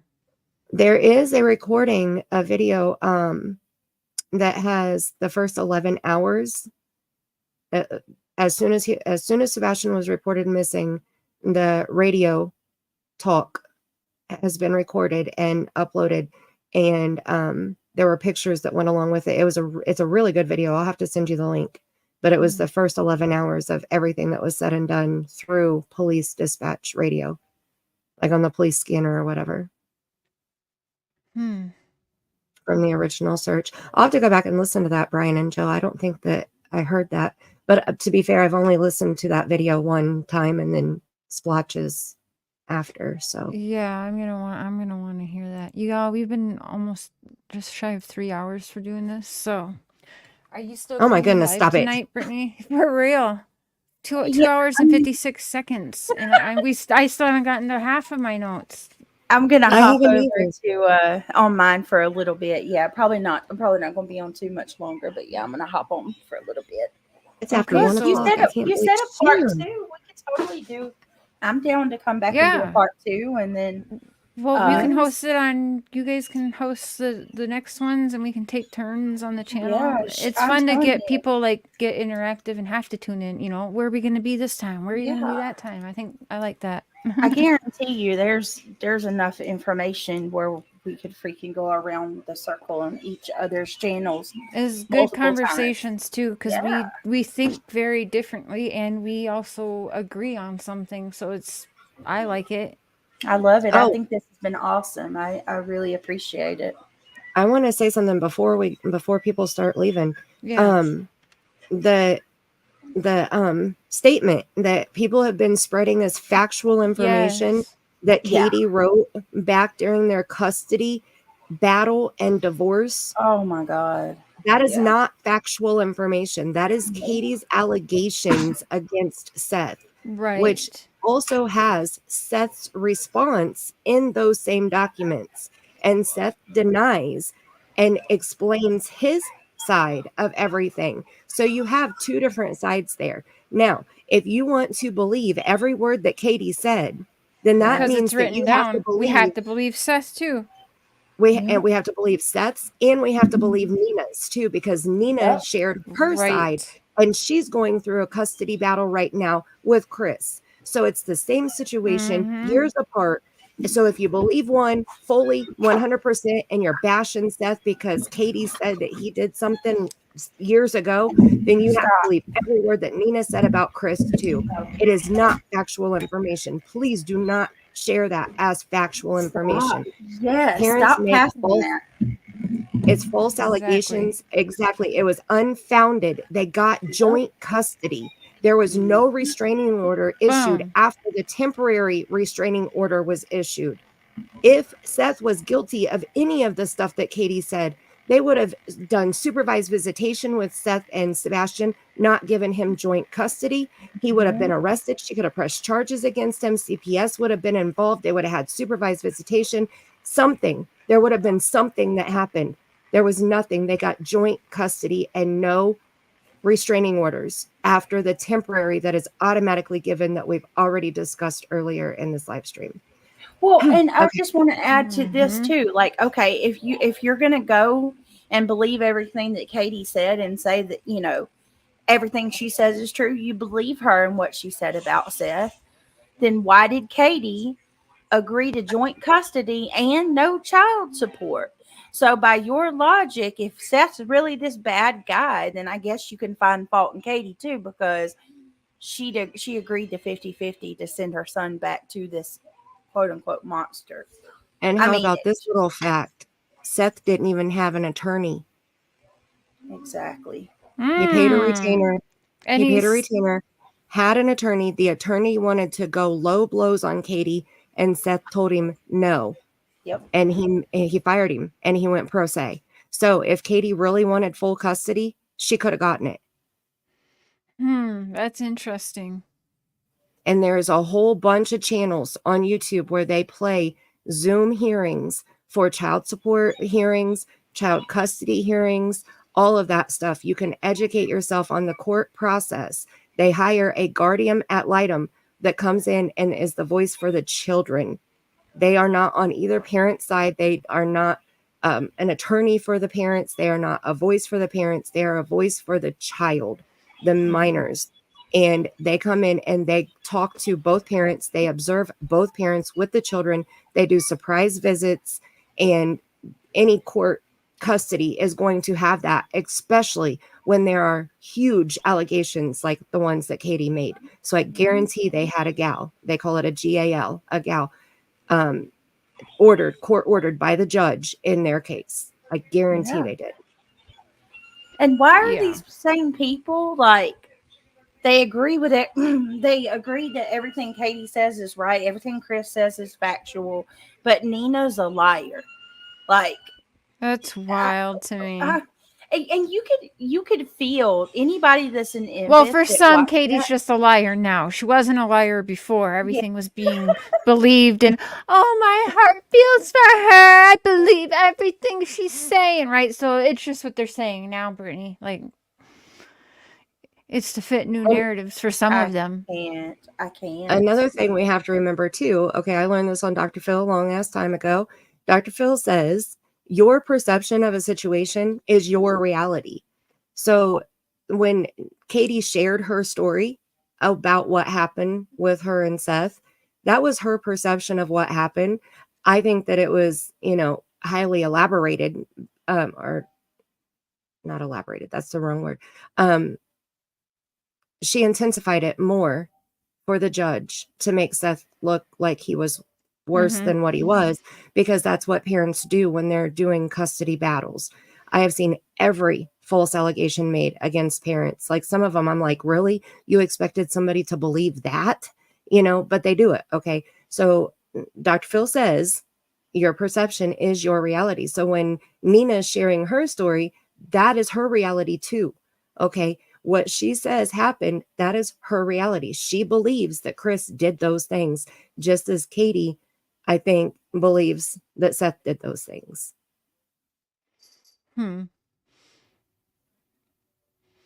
Was she with Chris when she was, when she wrote all that out and said all that? Because was it actually all Katie's doing, putting that down? Was someone in her ear to say this, do that? Like, I don't know. Right. I just don't know. Yeah, I'm not for sure about that. I don't know. I just know that I've seen, oh my goodness, I got so frustrated earlier because yes, I do psychic readings. I'm a medium. Okay. But that is not factual information. And I will never ever put it out as such either. Right. I will scream it from the rooftops. That is not factual information. It's my intuition, it's my interpretation of what I'm getting, what I'm seeing, what I'm thinking. So ultimately, it's my opinion. Okay. And you always tell people, I invite you all, like, you don't have to just listen to me. I invite you all to do your own research. Like, absolutely. Yes. And because I love facts.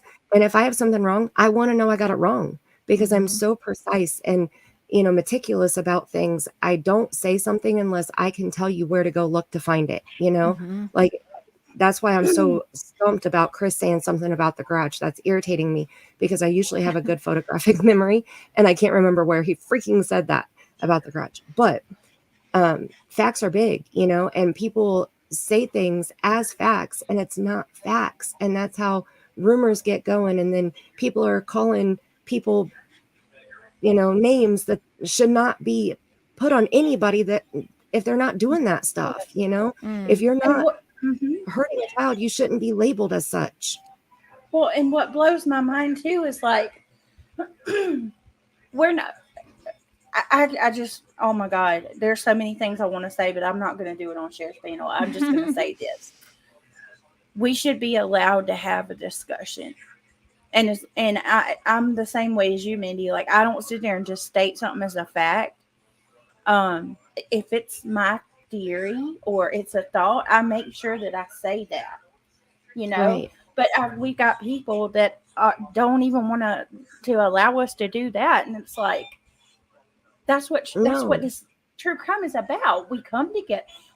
I mean, are you naive to believe that we're going to solve this case? Like, is that really why we're here? We're here to talk about it and bring awareness. Yeah, I'm not law enforcement. I'm not here to solve any case. Yeah, no, none of us have, including the other side, if you will. None, like these children, some are still missing. Sebastian is still missing. You can say, oh, I have to bash this person and team up with that person because, you know, Sebastian. Right. Fuck out of here. It has nothing to do because Sebastian is still missing. So you can stop in the bashing anyone for having a different opinion because we aren't all fucking sheeple and want to just go with, you know, oh, this is what so-and-so says, so I must believe that way. No, that's not how it works. We're all our own humans. We have our own thoughts and opinions. That's why true crime is $1 billion every year industry, because people like to talk about this and have conversations about it, and everybody thinks and has different opinions, and that's why. Exactly. Right. Mama Bear said, well, Justin might.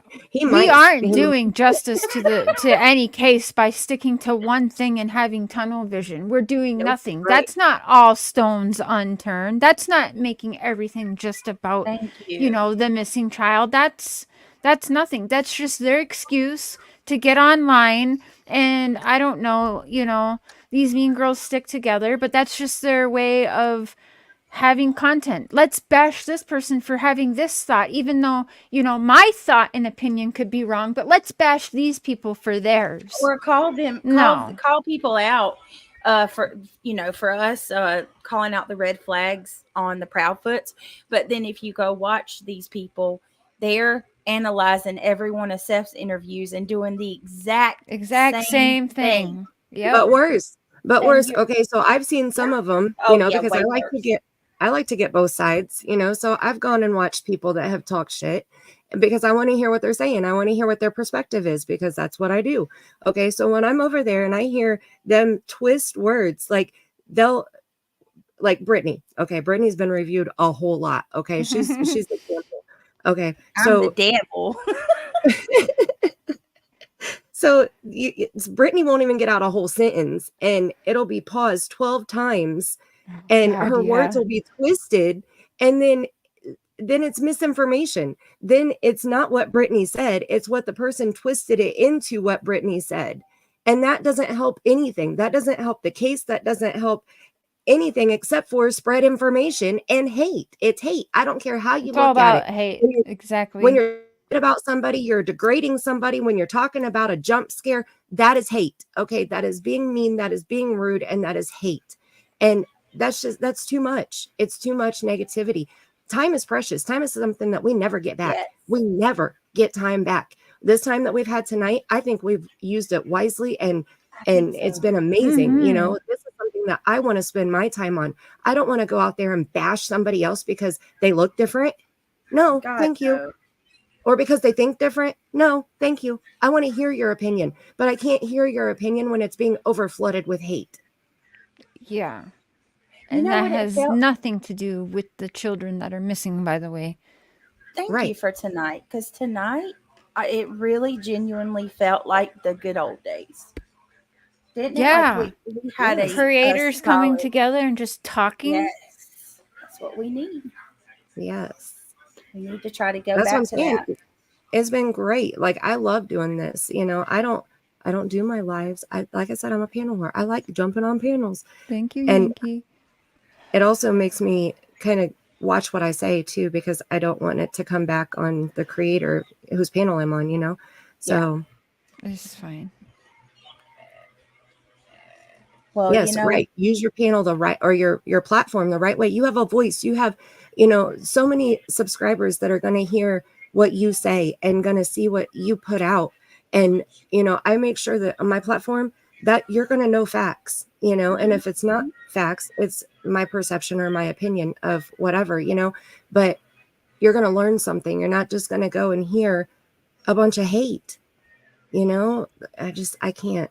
You have so many eyes and ears that you could reach out to and share factual information. And you'd rather twist somebody's words and make them out to be this horrible person because for whatever reason, you don't like them. Yeah. You don't like them. You don't have to watch them. You don't have to agree with them. There's lots of people that have different opinions than you do and that may have the same opinion as one of us. You know, that's life.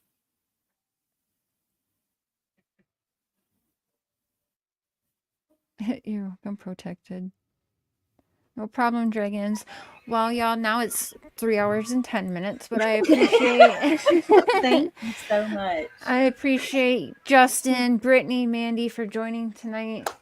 And yeah, we have to continue this because there's much more we didn't even get to tonight in just the notes that I took in the last 48 hours. So well, all you just let me know and I'll be there. I really appreciate it. So I have Brittany and Mandy's channel links in my description, you guys. And so check them out and subscribe. I'll add Justin's in there, but I'm pretty sure most of y'all know Justin too. But make sure you're subbed up to all of these awesome creators who, again, can be adults, think differently, and allow y'all to think differently as well and not bash you for it. Instead, we can actually have pretty good conversations about it and get a little bit somewhere, more than you get with just throwing hate for no reason at people and calling it content. Okay? Absolutely. There were so many times tonight that I kept clicking on the comments. Like, I guess you're so used to being on panel, I kept clicking the comments to put them on there. I was like, oh my God, I'm on chat panel. I've done that too. Or like, why can't I heart a comment? Oh, it's not my comments I'm in. It's someone else's channel, but I wanted to heart it anyway. Well, have a good night. Y'all come over if y'all want to chill. I'm going to talk for a little bit on my panel. Brittany, what happened to your live this morning? Did you have one this morning? I did, and then I ended up staying up. Honestly, I'm just not even going to try to lie my way out of it. I slept through it like an idiot. I stayed up late last night. I'm gonna do it though. I'm not going to just. I just didn't know if something happened because I know you got the ping pong thing on the other one, and so I didn't know if something happened to it because I went to look for it and I was like, it's not there. No, things happen for a reason. It's probably good that it happened that way. Yeah. Gives me a little bit more time to think about what I'm gonna put on there. But yeah, I'm probably gonna do that tomorrow. Okay.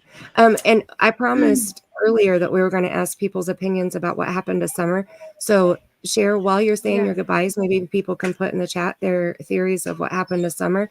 And I'm going to say thank you for having me on panel. And I'm going to go back and review everybody's theories because I'm writing them down, literally like keeping them for a project that's coming up. So theories in the chat are important and I will be reviewing them after chat is available on the replay. So thank you so much for having me. And it was great. And I love you both bunches and I love the chat bunches. And until next time, I love y'all bunches. Love you guys. Love you guys. All right. All right. We'll see you over at Brittany's. Thank you, everybody. Mods, it looked like a pretty good chat. So I'm also going to be reviewing chat after. I've been doing that, going through the chats after. So make sure you guys are subbed up to Brittany in the description of this show. Mandy's in the description of this show. I will add Justin to the description of this show. And We had John Q in here. He also has a really good channel. I'll try and remember to add him in the description to go there. Check out, I mean, just everybody. So many good people. Don't let other people bully you into supporting who you actually like to watch. And maybe you hide in the comments, because a lot of us know how that goes, even as creators, because you just don't want to stir the pot, and heaven forbid you drop just like a heart emoji or something, or just say hi to support the channel, you know. So I know there's a lot of you hiding, and you can't publicly support who you want, but fuck that. Like, be your own adult. We're supposed to be adults, especially in these true crime cases. It should be 18 and up, you know, watching this kind of stuff, in my opinion. So, I mean, that's just my opinion. So you should all be adults. Don't be afraid to be your own adult, or being bullied by freaking people who don't even make sense with what they're doing and how they're bullying. Really, they're just doing it to make themselves feel better for their own shitty home lives. But I'm just going to leave it at that. I will see you guys again. I have a members live plan, which is why I gave out those memberships tonight. So 10 people got the membership. So what are we on? I am going to do a members live this week / weekend. But yeah, I'm getting back into the YouTube of it all. So I will see you guys again in the next day or two for sure.